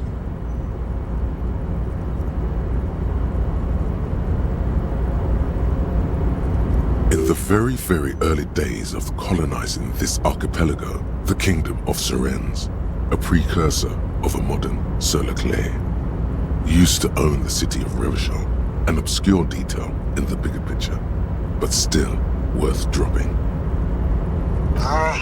A fellow history buff. I myself am currently reading up on Franco-Nigerian era trains. Very interesting stuff. It's a shame I can't get out and explore myself. One of the downsides of being an extremely high net worth individual is that mobs of low net worth individuals are constantly banding together to ask for money.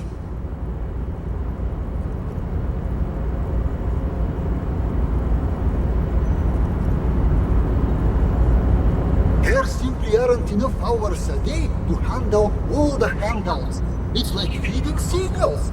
There are always more, and they never seem to do anything interesting with it, except more seagulls. Spending money is a matter of desire. I'm sure you agree.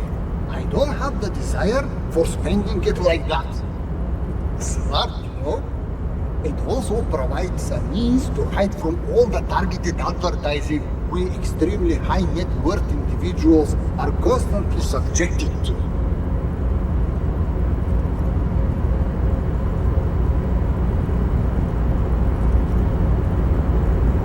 Luxury yachts, high-fidelity portable radio systems, fail-proof outerwear, and so on. It just gets a bit middle class after a while. A bit bourgeois. What? No, I didn't say that at all. Being rich is great. Just don't tell anyone I told you that. Could you please stop asking people for money? It does not reflect well on the RCM, and to be perfectly frank, we can't afford to look worse than we already do. It's perfectly alright.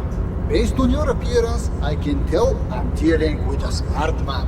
As you may know, us high net worth individuals do not have a lot of cash on hand. Investments and liquidity are enemies of one another. I think they only have coins for coffee machines.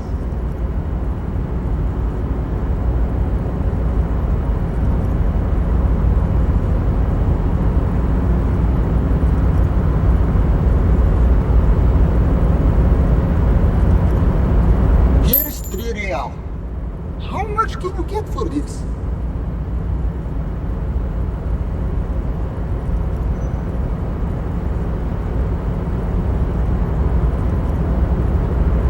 Unbelievable. You managed to meet a man who's so rich, light literally bends around him, and all you can get out of him is 3 real? What's wrong with you?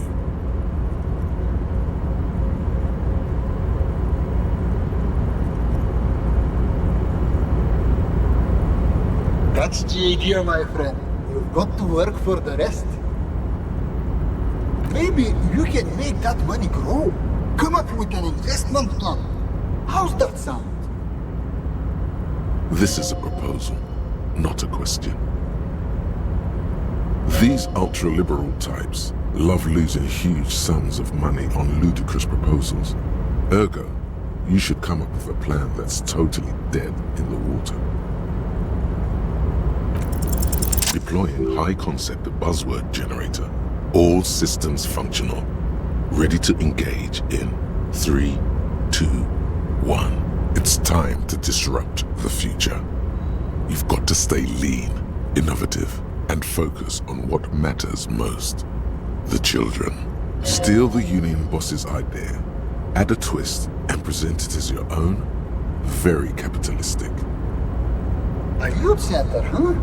What kind of youth center? A place to train buff kids. A place to teach them practical skills like teamwork and self-discipline. Come on, tell him what he wants to hear.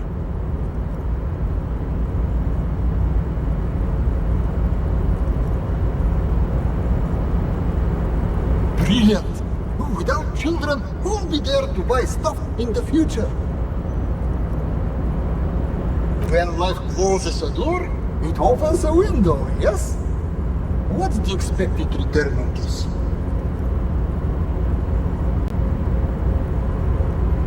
You're deep into ultra-liberal territory now. Good work. Very impressive.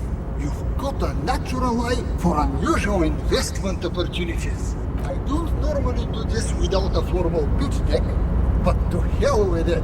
What's the point of being rich if you have to follow all the rules? Here's the round of seed funding.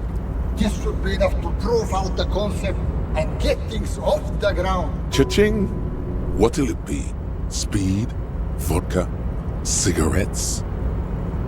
Remember, it's not a handout.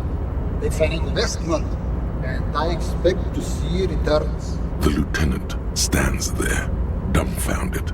His mouth opens slightly, then closes again. Is he having a stroke? I'm not unimpressed. Let's leave it at that. Now, was there anything else I could help you gentlemen with? The pleasure was mine. Unfortunately, I must be away soon. The next time we meet, I'll be expecting an update on my investment. Farewell, friend, and may your peace of mind guide you to happiness.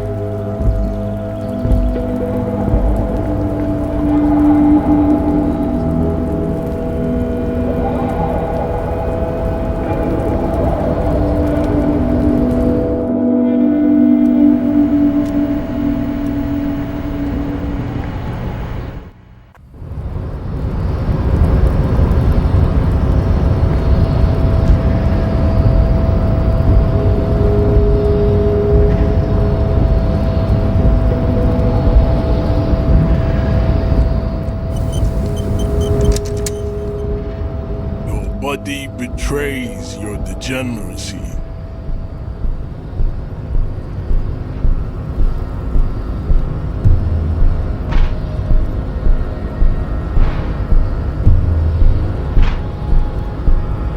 Yeah, Measurehead. His body totally betrays his degeneracy.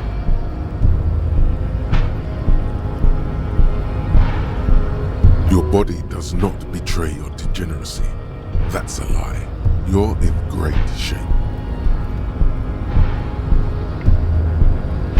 Don't say anything. Size him up first. Are you admiring my morphophysiology? It must be frightening to stand in the shadow of this racial pinnacle. Be calm, Sandwich. You are not in danger because you are not a threat to me.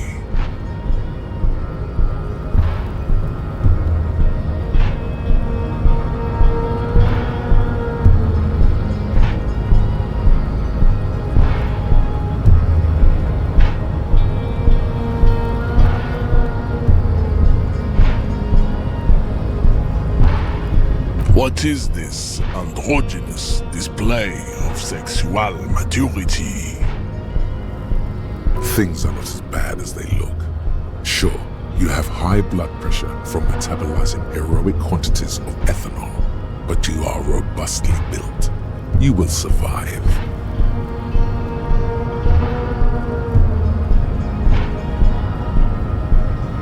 I can see you were once an athlete, then deteriorated in your 20s. It is typical of your haplogroup. Let's blame the failed education system and leniency towards degenerates in your homeland. Jean-Luc, his body is betraying his degeneracy pretty hard. Maybe you can ask him to leave. You have succumbed to Al Ghul. You reek of it. An invisible sword of Al Ghul emerges from your throat. You cannot see it, but others can. It is making the woman in my company sick. Yes, Al Ghul. He means alcohol. I doubt it, my microcephalic race servant. Yeah, He means correct. My small skull servant. Al Ghul is an ancient Ilmaran poison, a parasitic fungus that has colonized your race. It is a trick the desert pygmies played on you for humiliating them and stripping them of their land. intentionally fermented drinks have existed for 10,000 years.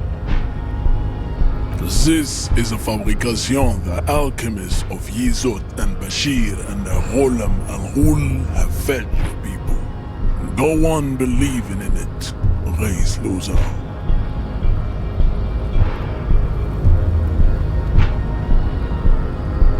Why don't you have another drink? Your features are not yet congenitally deformed enough. Oh yeah, Measurehead.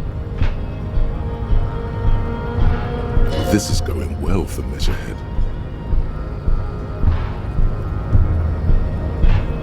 It's not good.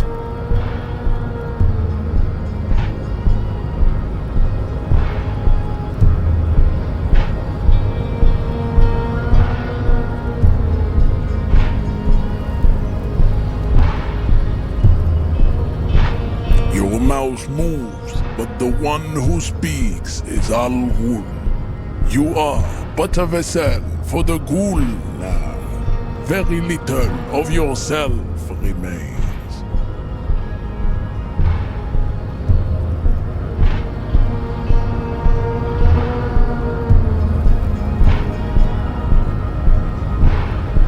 Occidental Haplogroup B4 is done giving orders around here. The influence of the ham sandwich race is waning. Show him the ham still got it.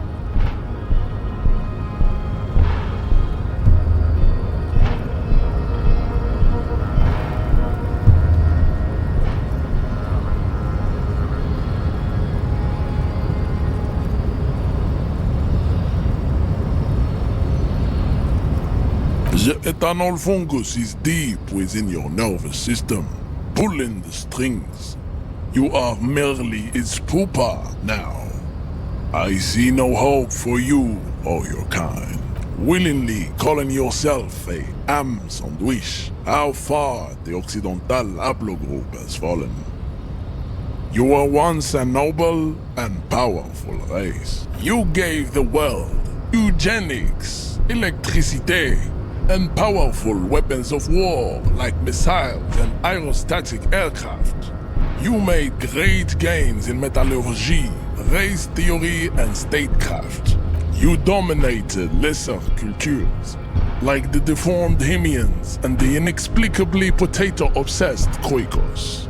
But now your ascent to the genetic summit has halted. You are obsessed with sadness and with frivolous pop culture. You will be superseded. Isn't that right, babe?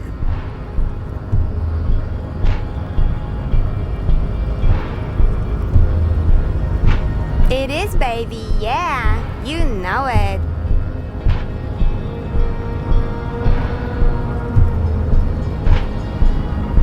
Enough with this begging. You should leave the stage of history with dignity by inviting the other races to a great world war. Bring your troops to the Seminine Islands and to Boogie Street, and we will pulverize you. When you are gone, we will build a museum for you. The walls will be lined with bottles of Al-Ghul, your beloved beverage. Inside, we will store the odes to homosexuality you call art, and your microcephalic skulls. You could internalize Measurehead's race theory. It would enrich you rhetorically.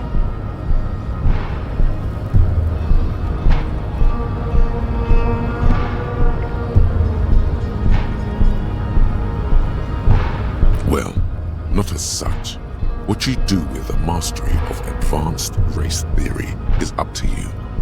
You could reject the findings, sure, or accept them and become an advanced racist. Don't be vulgar. White or not has got little to do with this. The race enigma runs much deeper than that. There must be some friction there. He's keeping it well hidden, however.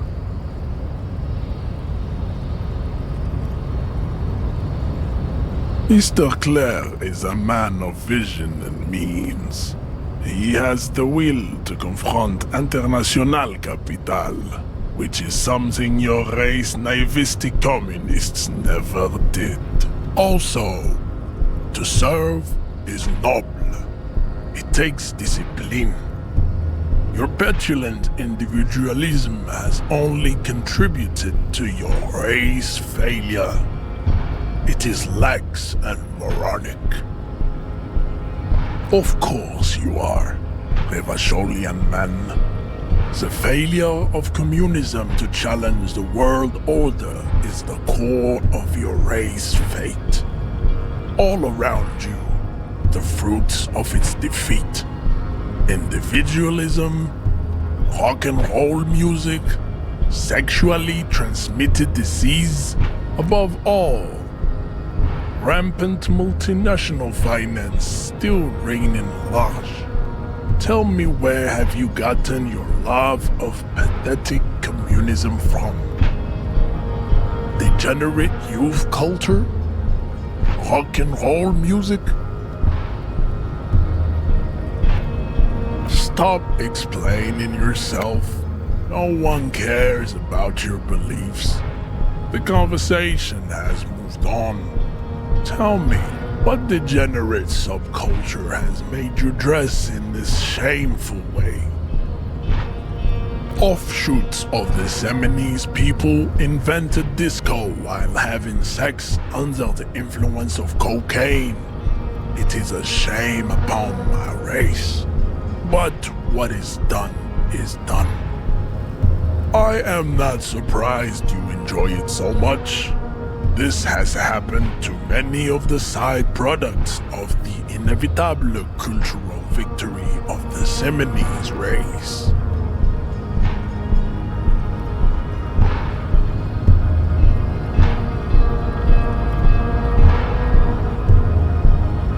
The South Island race, haplogroup A4A.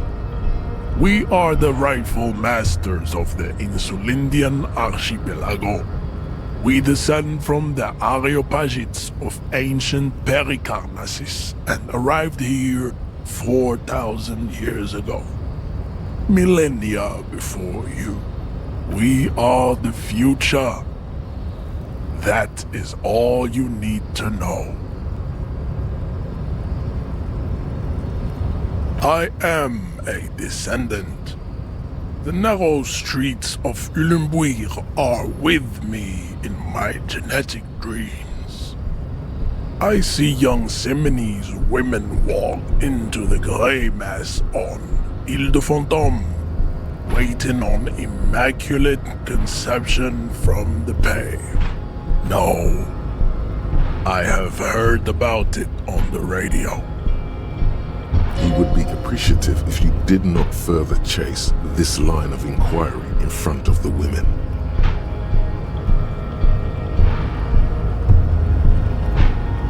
Yes. This could have made him more open to discussing the race enigma with you.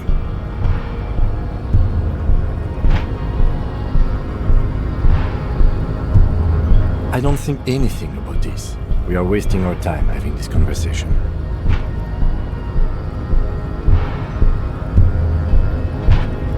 Your pedomorphic friend is right. You should leave here with your tail between your legs, contemplating race extinction. I am an immovable obstacle.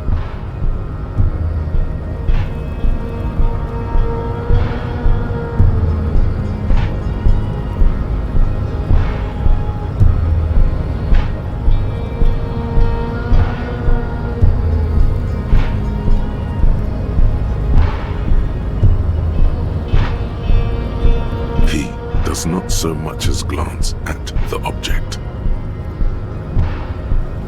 Stop showing me your pathetic cup. I have no interest in it. He had nothing to do with it.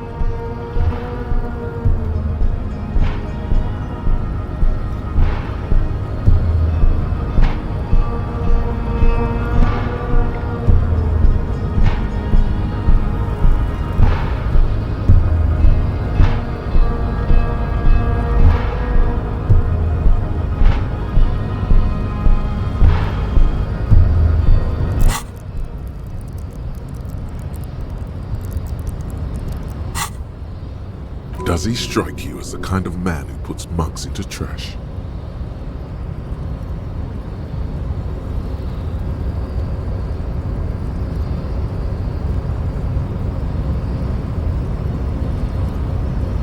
I am not the first line of defense. I am the last. In addition, these so-called Hardy Boys are an effeminate clique of bodybuilders. Their company is spiritually degrading.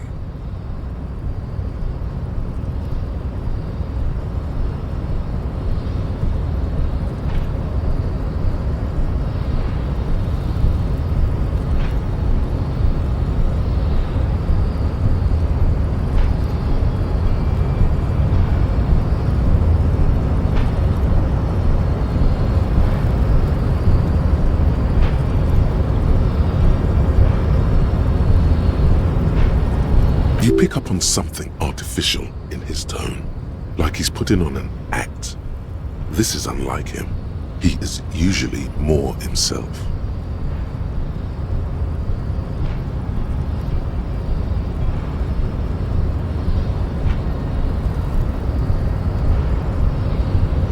The Hardy manlets are on the pay of the company.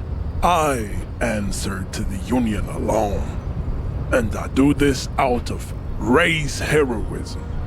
Finance is an alien concept to the Seminoles. Now leave me be. I must luxuriate in the company of my woman.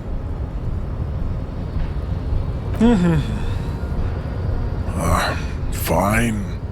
They have recently fallen under the influence of a possibly sexually perverted female vagrant and a narcotics peddler.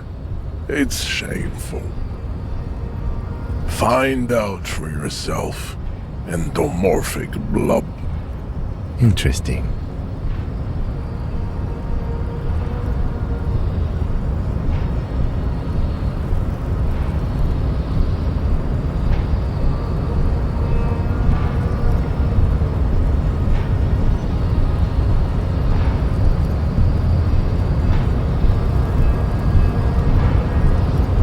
Racists are generally not very good examples of their race.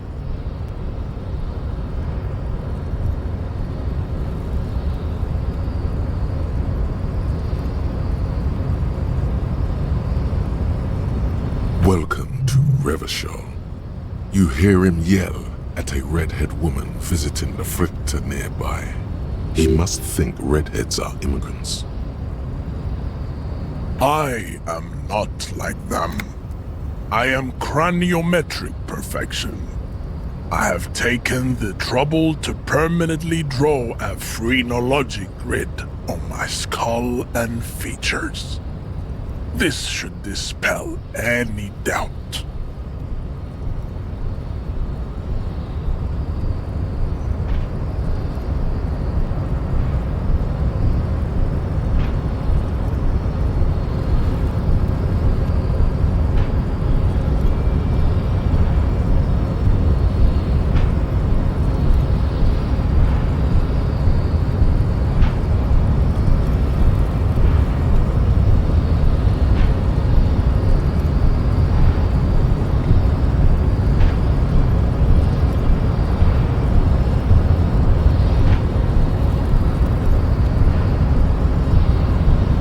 True, that is a noble cranium, but you got a hard noggin yourself.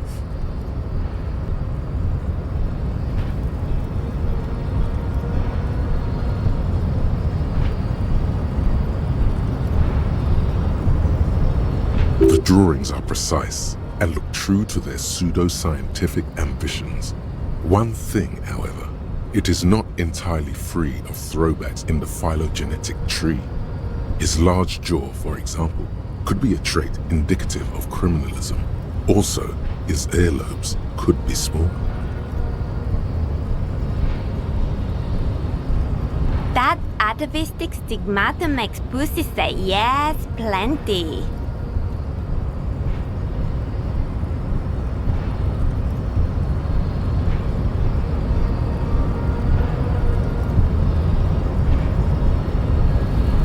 Babe, thanks. But I got this.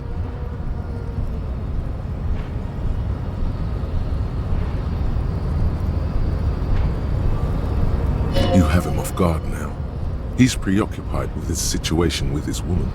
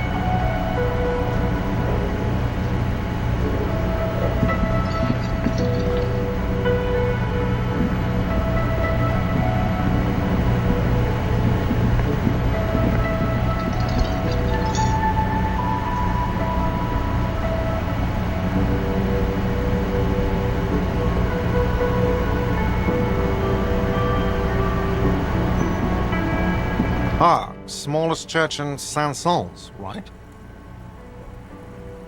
Cool. Now, what can I do for you? How strange. I certainly didn't put them there.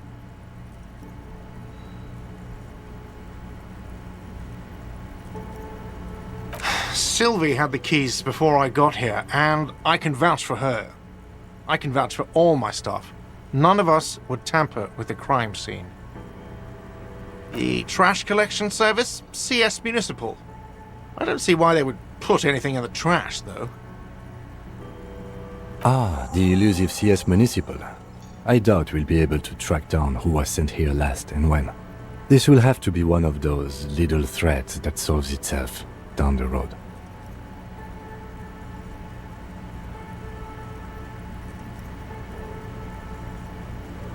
On Clinton Street, near the Boogie Street Diamond, a small truck rattles down an alleyway. It stops by a rusted trash container. Two men, their faces rough and swollen, jump out. They look at the container, despondently. CSM is written on their backs. Thank you anyway. I think fugue states are more your forte, officer. Yes. Got the 20 real? Good. You got the room for the night, but remember, you'll need another...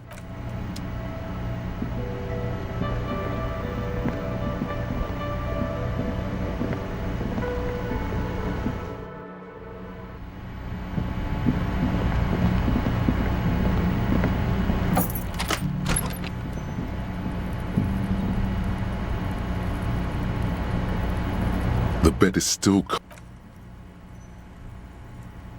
The room behind your closed eyelids is familiar now.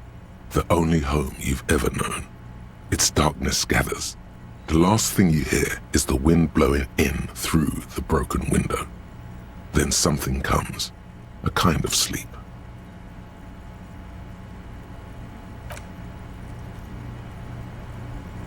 Like a deftly cast fishing net, sleep pulls you out of the world and into its dark shore. The rough mesh chafes, tightening around you. It digs into your brain.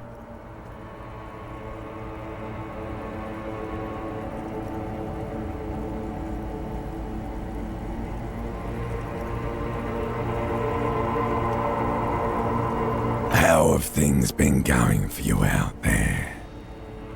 Helped anyone lately? Saved anyone lately? Murdered anyone lately? This bastard isn't even listening to you. Because you know you are a murderer. A disco music listening psycho killer who offs poor people. And then forgets about it. Hear that? He doesn't even flinch. Iceman doesn't care about killing people. That's nothing to him. Blackwater, under the bridge. The thing he's really scared of is much, much worse than that.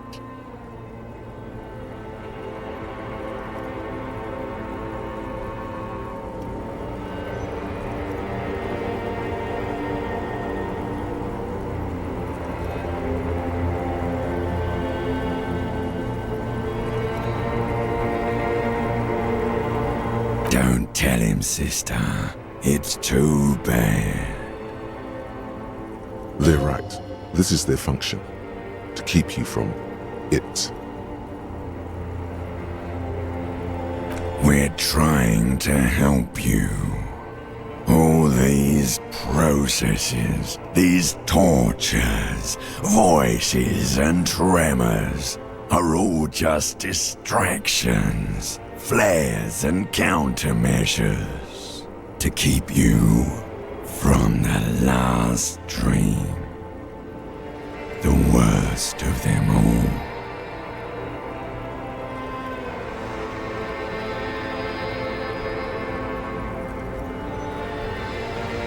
The last dream will be total annihilation. Cinders peeling off the fuselage. We won't be there to help you anymore, Harry. We will be dormant.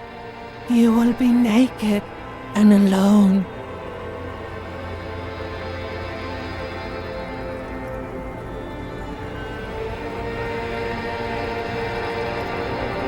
Of hell, an ancient sadness, brother. 10,000 years later, in front of the video rental, there is a warm breath on your face again. Everything is so okay.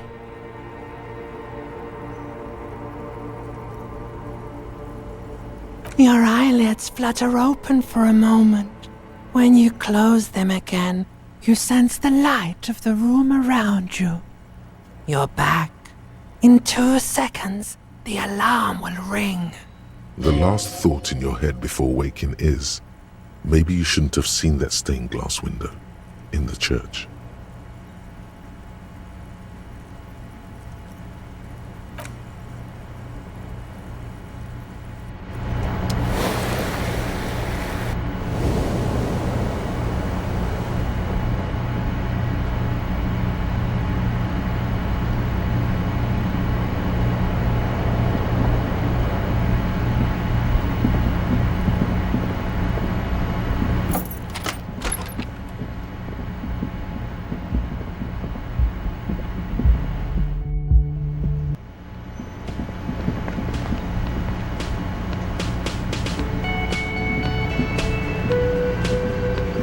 Hello, officer.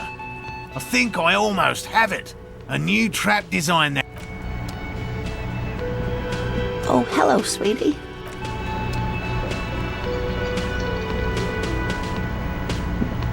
Again? I can't believe this shit. The man trying to get a good picture of your jacket, no doubt. Can he even see through those glasses? Yes? What is it?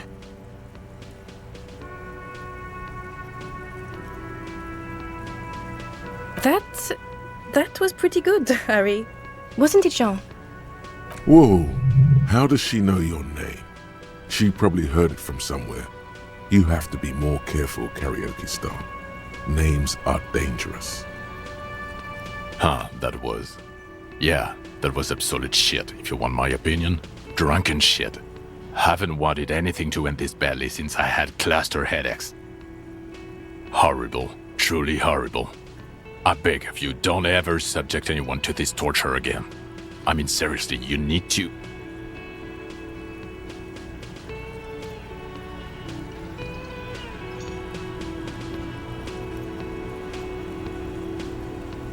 Jean, it's not right. Don't make it worse, and I really liked it.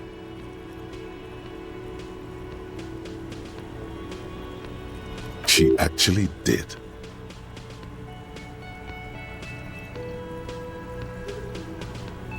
God damn it, you leave her alone. Keep your weird bullshit to yourself and be professional for once, for fuck's sake. Can I actually help you with something? Yes, of course. Preposterous. I mean, you would remember if they were, right? Who forgets their squad mates? That's not possible. Yes, I called you by your name. What about it? Honestly, I don't care. I don't think anyone does anymore. Of course I'm with him. Why do you ask? Well, he's not. He's a sack of shit barely kept together by crazy glue. But at least he tries, unlike you. Please, let's not turn this into another exchange, okay?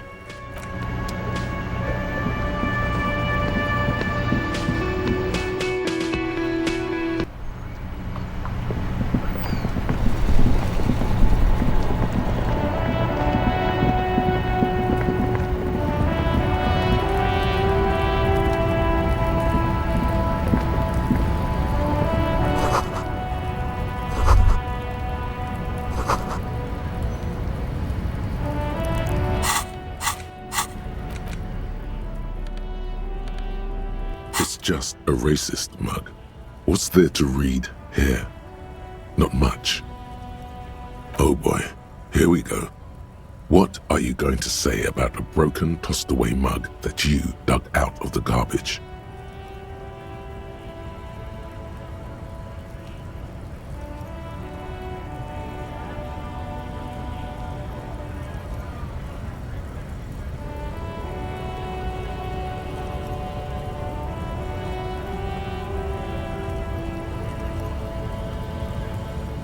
Understood.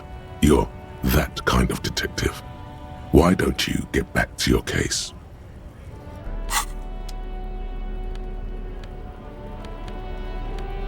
It's the ledger you found in the trash. A pitiful cabbage of white and yellow papers hanging from plastic board, barely held together by a metal clip. This sad display is made complete by the faint smell of urinal cleaner.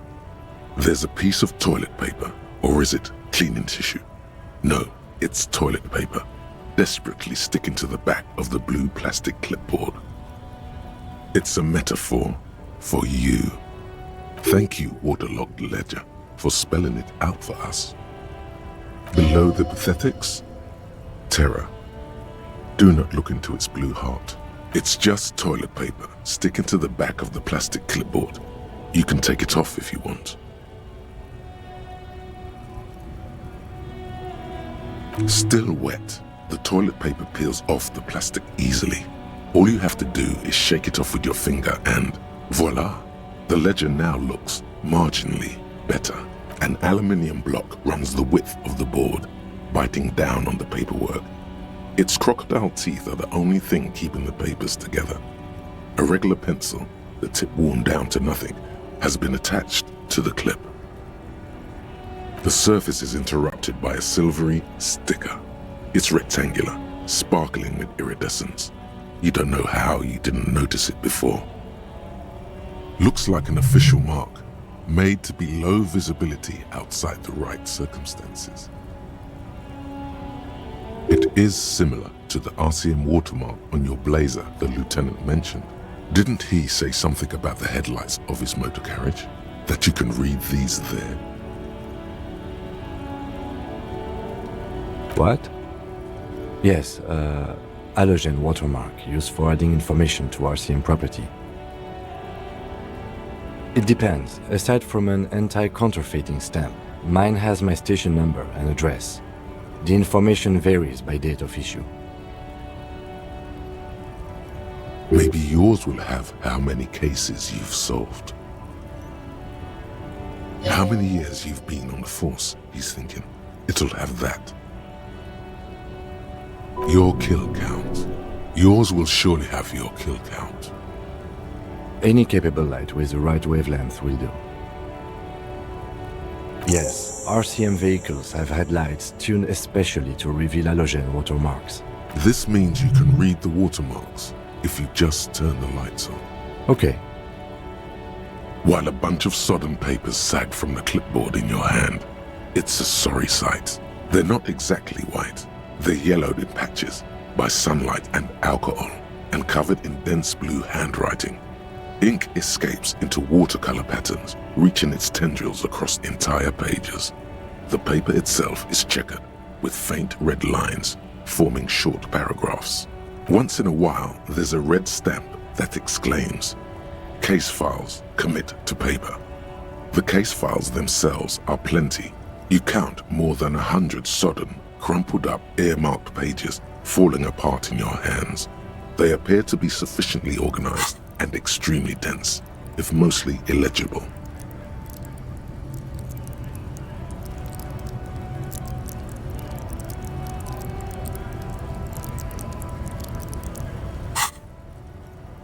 Work, strife, poverty, the Jamrock Quarter. These are handwritten logs of investigations dating back to January 51, this year. The exact number is hard to estimate due to missing pages and an odd naming convention. But there are at least 20, maybe 30 cases undertaken, not completed, mind you. It's the middle of March. You have attempted 2 cases a week on average.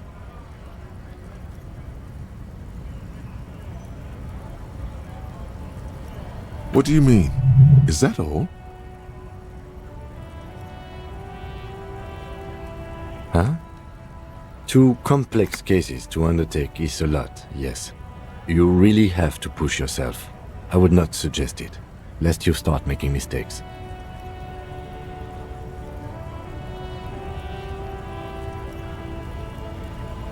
Two?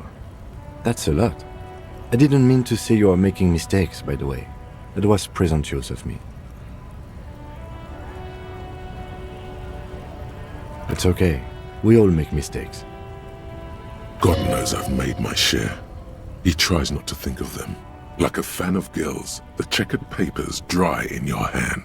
The handwriting is extremely dense, if mostly illegible.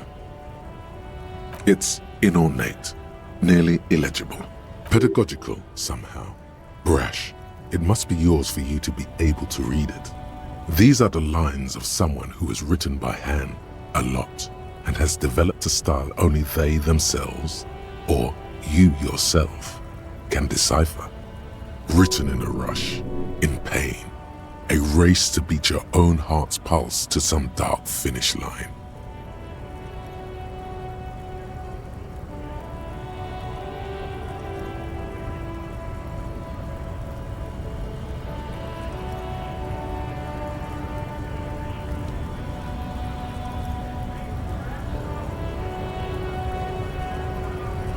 Your hand cramps up merely looking at the scribbles drawn, as by some magnet, to the red checkered margins. Fast, but always straight. Wearing out, nearly gone. Sometimes he forgets to keep the pen on the paper as he moves his hand, and the lines vanish from underneath. Yes, it appears you employ a, shall we say, robust yet literary system. Each investigation has its case number written on the margins, yet, still more tellingly, most are accompanied by a name, a title, one might say even. One that draws inspiration from snoop fiction and vespertine cop show staples. Yes, all caps. One is called The Next World Mural. Another, The Square Bullet Hole Murders. Another yet, the unsolvable case. Others appear more light-hearted. The guys on a couch in an unexpected location, and the murder at the Ukar parlor. Even the rare article-free collapsing tenement. Murder features prominently throughout. You like this grimy murdering, don't you? Wish there was one in there about a drug den. You love those. Gets the blood pumping. No, you don't. You're a human measuring instrument, almost entirely intellectual. It's going to take an effort to piece these case files together, but it can be done. Once you're done inspecting them up close. You mean the alphanumeric? Officer, precinct, time of arrival at the scene? Oh, you mean the titular? Yes, well, so do I. In our defense, almost everyone in the RCM does. It's a holdover from the early days of the RCM, right after the revolution, when the organization had little idea how to do things. It persists in an unofficial capacity.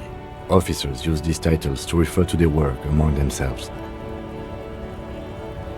Again, in your defense, I seem to have named one, the man with the hole in his head.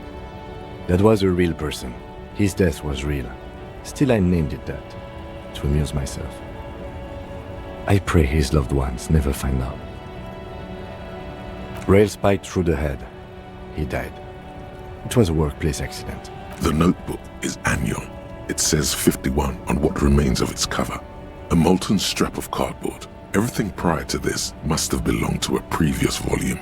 In short, there was more. Judging by the creases on your forehead and the lines on your cheeks, too much more. Going back years, decades even.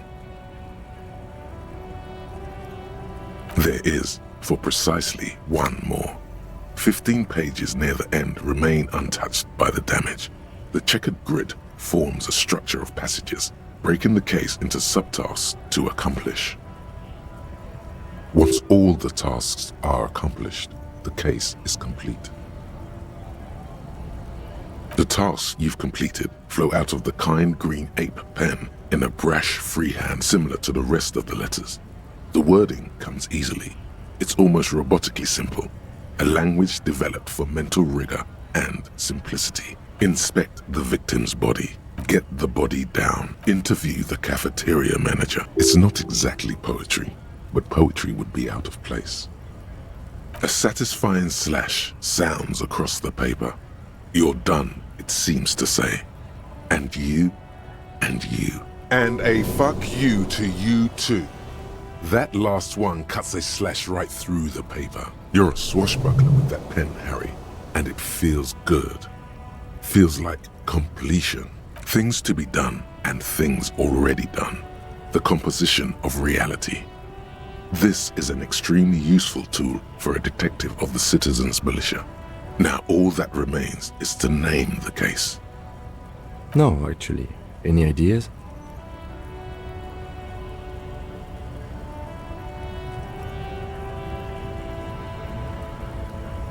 Okay. It's a good name, but it has one problem. This case has nothing to do with the setting sun. At all. It has nothing to do with that, so... something more concrete, perhaps? Do you have something concrete?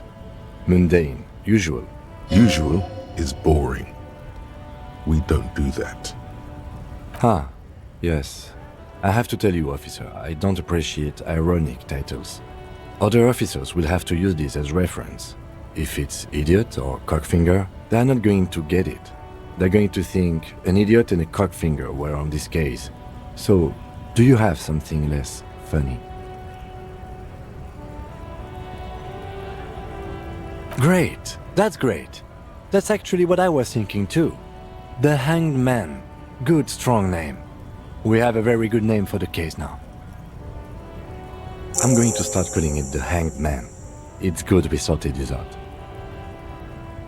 You don't exactly close them, so much as distance yourself from the smelly papers. They're a little further from your nose now. Yes, you can piece them together using the alphanumeric code on the margin. It always begins with HDB 41, then date of initialization and time of arrival on the scene, followed by the title. For example, HDB 41120111700, the Next World Mural. Why yes, your precinct number is 41. Every last alphanumeric in the files begins with it. And these are your case files. It's safe to say HDB are your initials. Harrier Dubois, HDB. No, the alphanumeric begins with HDB. Can't you see the sire is tired of these fabrications? RAC is clearly what it says on the case files. These are official documents. There is no arguing with official documents. Fine, it takes about half an hour for you to piece one together. Mr. Raphael, which one do you want?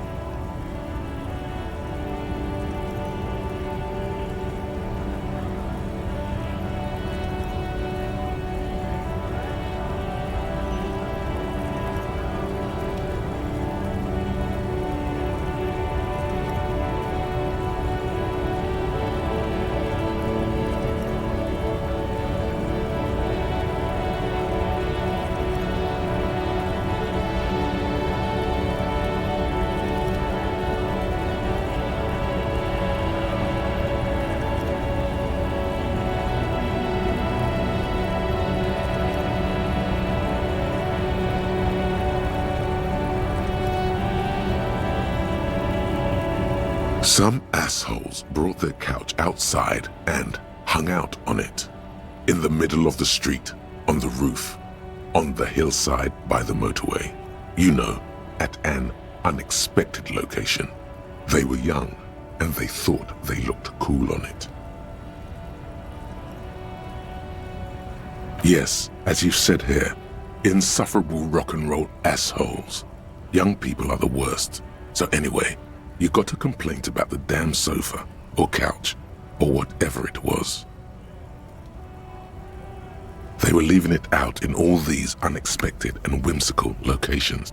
They took it to where they also took photos of themselves on it, and smoked cigarettes, and drank coffee because they felt it's intellectual. Cigarette butts, coffee cups, stupid couch. You had to clean it all up, and you did. So congratulations to you. Case solved. No, you didn't have time for that. These notes show that you have what is called a real goddamn job.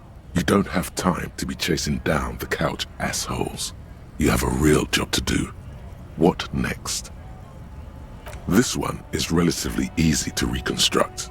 Overnight on 1202, a graffito, nay, a mural, appears on an 8-story tenement overlooking central Jamrock. The building is a sparsely inhabited ghost tower, part of a failed real estate development called Grand Couronne. Cause of failure, rent too high. The mural is enormous. 2 silhouettes, a man and a woman, are kissing. The text cut into their form reads, "True love is possible only in the next world. For new people, it is too late for us. Wreak havoc on the middle class. People call it that thing and that fucking thing. It's visible for miles. In 2 days, the station's complaints desk gets clogged with requests to remove the bummer. You and your partner are assigned to the case. The graffito crew is easy to track down. Only the bell lectures have the literage of industrial paint to cover the surface. One of the graffito artists is rumored to be rich. They take responsibility for the execution, but not the design. The ideologue of the Next World mural, as the crew calls it, remains an unknown.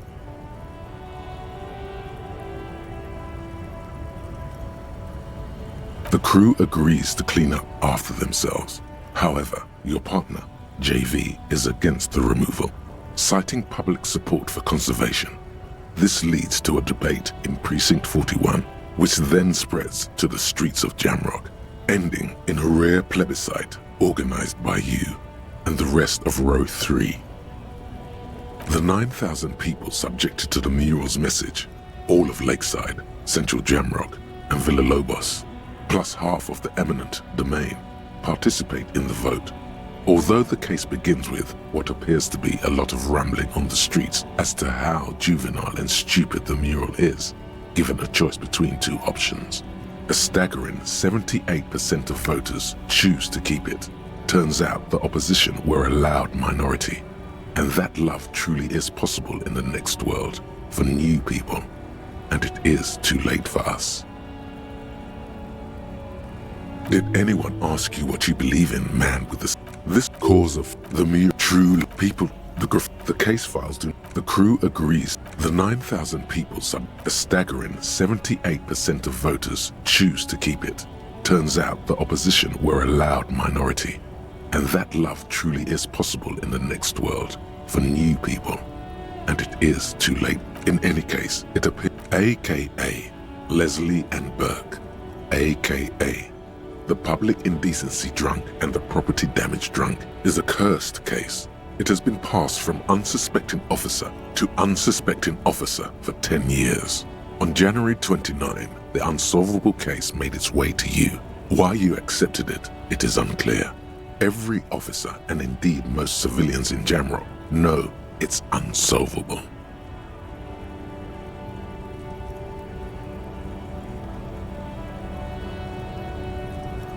You were so drunk you didn't remember what it was when you signed on. That, or you were high. Leslie will always take his pants off when he's drunk. Burke will always trash everything. It's just what they do. It is their nature. You cannot change the nature of a man, and you can't lock them away because public indecency and small-scale property damage are not punishable by incarceration.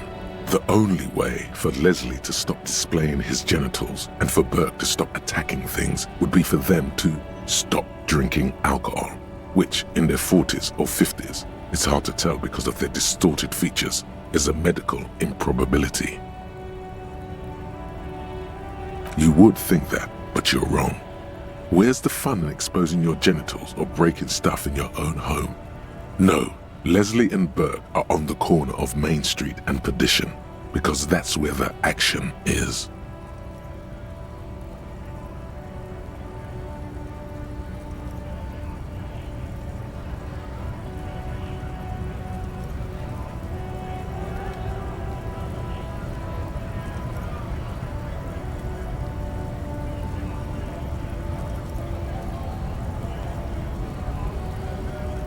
Can you keep yourself off the streets? Threatening fines, dragging them to the station, locking them up in the hellholes they live in, locking them up in the station, hypnotherapy, even trying to get the local gang of Zemyaki to take them out. The Zemyaki gave them ethanol so Burke and Leslie would expose and rampage even harder. You tried it all, and still the complaints wouldn't stop, as they hadn't stopped for 10 years. It's plain to see from the files that you, Satellite Officer JV, and Special Consultant TH had more important cases to attend to. You uncover cross-reference to several ongoing investigations, each brought to a standstill every time you drive down Main Street. Because there they are, on the corner of Perdition. And what is Leslie doing? No, that's Burke. Leslie's shtick is flashing his genitals, remember? How will you ever solve the unsolvable case if you can't even get that straight? Well, turns out it's pretty simple. The case becomes considerably less comic one day when Burke takes a swing at your ledger. He must have it confused with the property he likes to damage, but the joke's on him. The officer is also drunk. Way more drunk than Burke there. And let's be fair, you also have party eyes. You slam the hardened plastic board in his face, then proceed to beat him unconscious with it. In the process, the ledger sustains damage. The compartment within reserved for permeable documents, is jammed shut. You stop your assault on the now unconscious Burke to open it, but are unable to do so. The officer began to cry, reports Leslie, who at this point is tending to Burke. Kill them. They broke it. He came at us, and at us. I think he was trying to kill Burko. While trying to kill Burko, you slowly come around. The permeables compartment is open. You've smashed it open on poor Burko's kneecaps. The good news is, Burke can't walk anymore. Can't get out of his apartment, an invalid. With Burke to tend to, Leslie cuts back on the indecent exposure. Maybe he flashes his genitals to Burke. Who knows? But both drunks are off the street. The complaints stop. The unsolvable case is solved. Which is also why the officer responsible narrowly escapes a disciplinary hearing. The end. Does that sound like a Raphael something Costo to you, sir?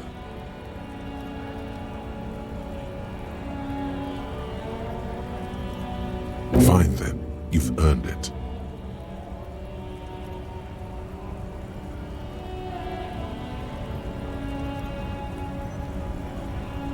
It would be very interesting to read about these, wouldn't it? I mean, there seems to be a square-shaped entry wound in the victim's forehead. She's been sitting there for weeks, on her rocking chair, with a square hole in her skull, staring at the wall, her mouth agape. That's all you got. From the half hour you spent piecing it together, all you know is the entry wound was square-shaped. You never found the bullet. And then another body showed up, also with a square hole in his forehead. Toxicology showed the entry wound was laced with an incredibly potent psychoactive substance called HUV4-nil. No street name. Who knows? Those pages are missing. What next? Don't worry. One day you may still catch the man with the square gun. Murder. Tum tum tum. At the hookah parlor was a case originally assigned to an officer called Joseph Mills, who is now dead, of circumstances completely unconnected to murder at the hookah parlor. Beaten to death by a throng of Villalobos gang members when him and his partner JM, only initials mentioned, answered a call one night. It's a sad story, and it isn't really represented in your case files. Stop stalling and get to the murder at the hookah parlor. Joseph Mills was on this case that he just couldn't solve, was doing it solo, said it was a real nutcracker, a real brain twister, was on it for, like, a month. The captain got impatient. Shit or get off the pot, Mills. Mills didn't get off the pot. Not yet. He kept at it for a couple of weeks more, racking his brains, running with every theory, as outlandish as they seemed. Still couldn't solve the murder at the hookah parlor. Tough case, he said. Toughest he's ever had. No, he was awful. Awful sense of humor, too. The worst jokes you've ever heard. Really rapey. Still, he'd been on it for months now. Said it was the final case. Said it was uncrackable. That murderer vanished into thin air. That goddamn hookah parlor was all he talked about. Okay, so the case is handed to you because Mills isn't getting anywhere, and you look into it. Here's the setup. A young man is found dead in a hookah parlor. You know, those places where you go and smoke bubblegum-flavored vapor all day. No, it's soot and water vapor. It doesn't do anything. Yeah, really lame.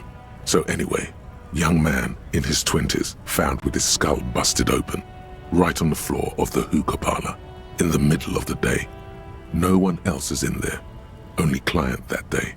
In perfect health too. Some kind of movie producer. No one enters, no one exits. He's just sucking on his watermelon hookah all morning, all noon, like he usually does. He's a Mills has no idea. Invisible assassin. Movie deal gone sour. Girl at the counter did it. Nothing fits. Eerie. Man just dropped dead. So you go to the parlor. You see cushions around the table. Tables low, heavy, really sharp edge. See? You can't even read the thing without solving it. Yeah, it was that. Turns out hookah does do something.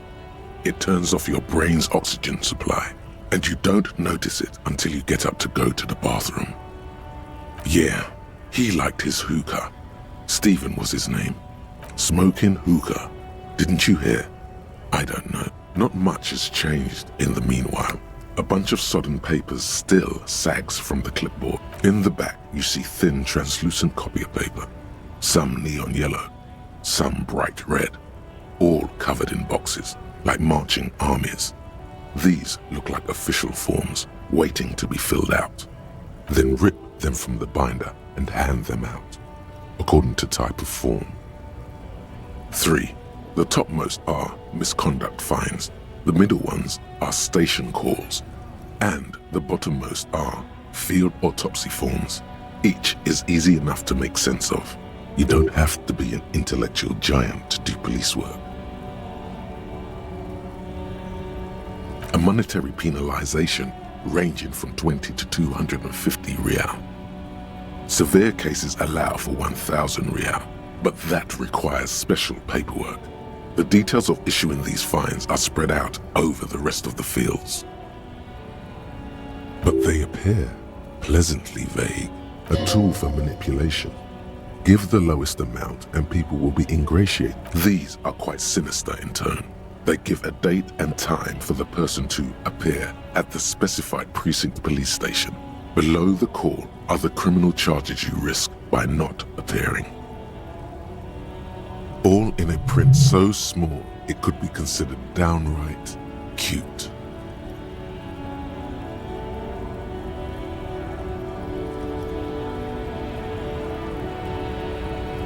A dozen pages of thin copy paper, bright red in color. You see the parameters of a deceased human form waiting to be filled in. Age, sex, condition of internal organs.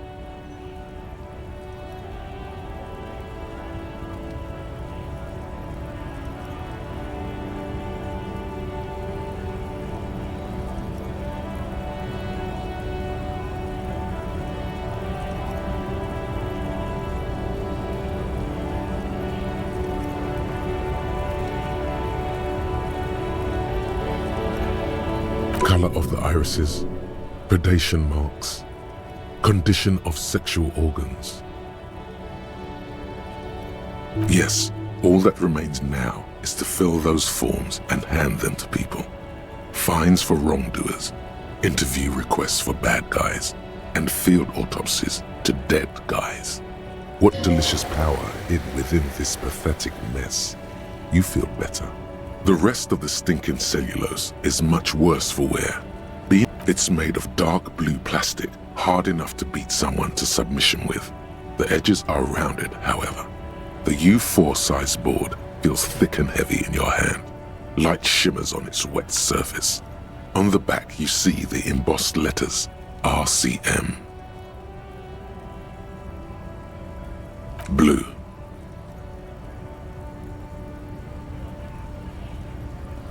The blue heart. Don't look into it. Something rattles inside, ever so lightly.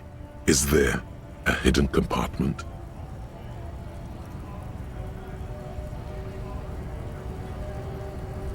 And something small inside, light, made of paper or cardboard, or dried flowers perhaps. Permeables. It's not hidden per se. The compartment is made for permeable materials that would get damaged if something happened to it. The plastic shimmers like lapis lazuli, but it is not see-through. You cannot see to its center. There's something there, a rectangular shape, like one of those postcards that Annette told you about. There's pain in there, if you want some. With your hands, U4-sized pages hang from the clip, screw. The two sides of the board appear slightly misaligned, like a drawer that's come off its slides. If you bend the plastic on your knee slowly,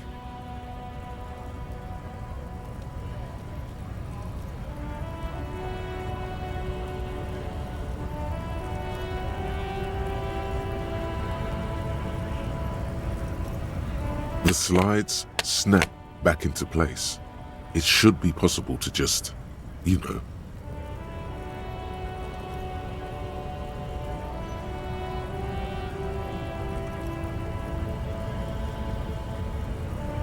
Without resistance or sound, the two panels move against each other.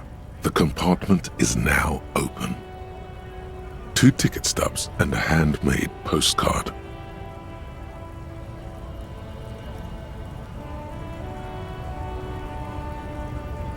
Two octopuses are smiling, reaching their tentacles toward each other in the colored pencil drawings. The tickets permit access to the zoo in Revachol East. The aquarium costs extra. These let you go there too. Thin wax paper has been glued to a piece of cardboard. Sounds like leaves rustling when you pick it up.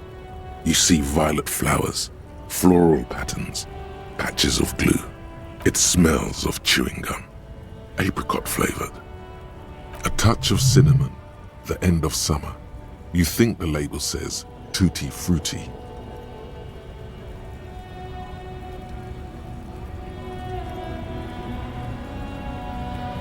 Familiar handwriting lines the inside of the card. Looped, round letters in a woman's hand. A young woman in her 20s. There is care, effort, and a smile. You think, although that is not something you can read from someone's handwriting. Harry, it begins. You're already reading. I wanted to write you a letter so you can read it when you wake up. Maybe it will make you happy.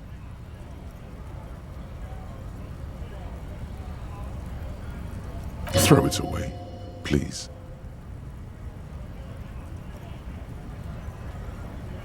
A merciful wind blows in from the bay of Revachol, dusting the ground at your feet and raising newspapers far away.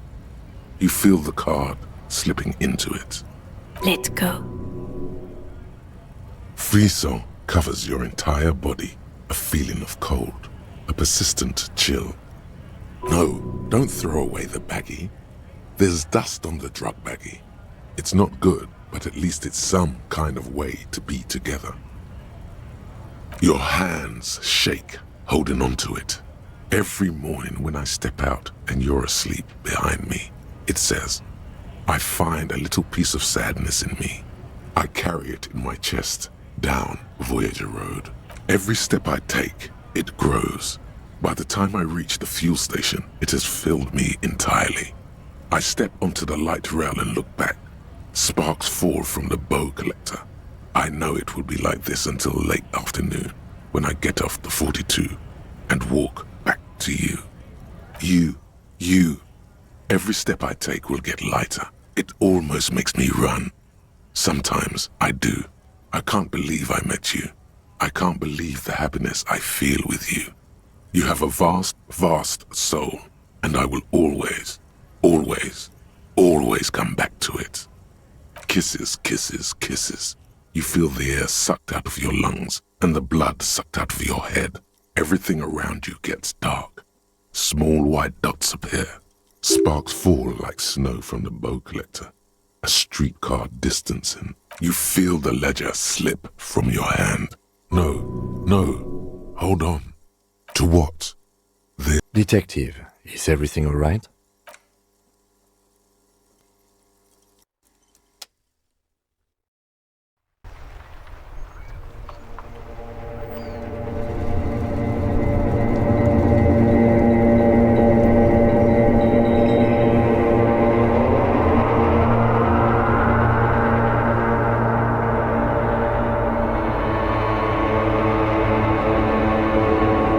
There is nothing.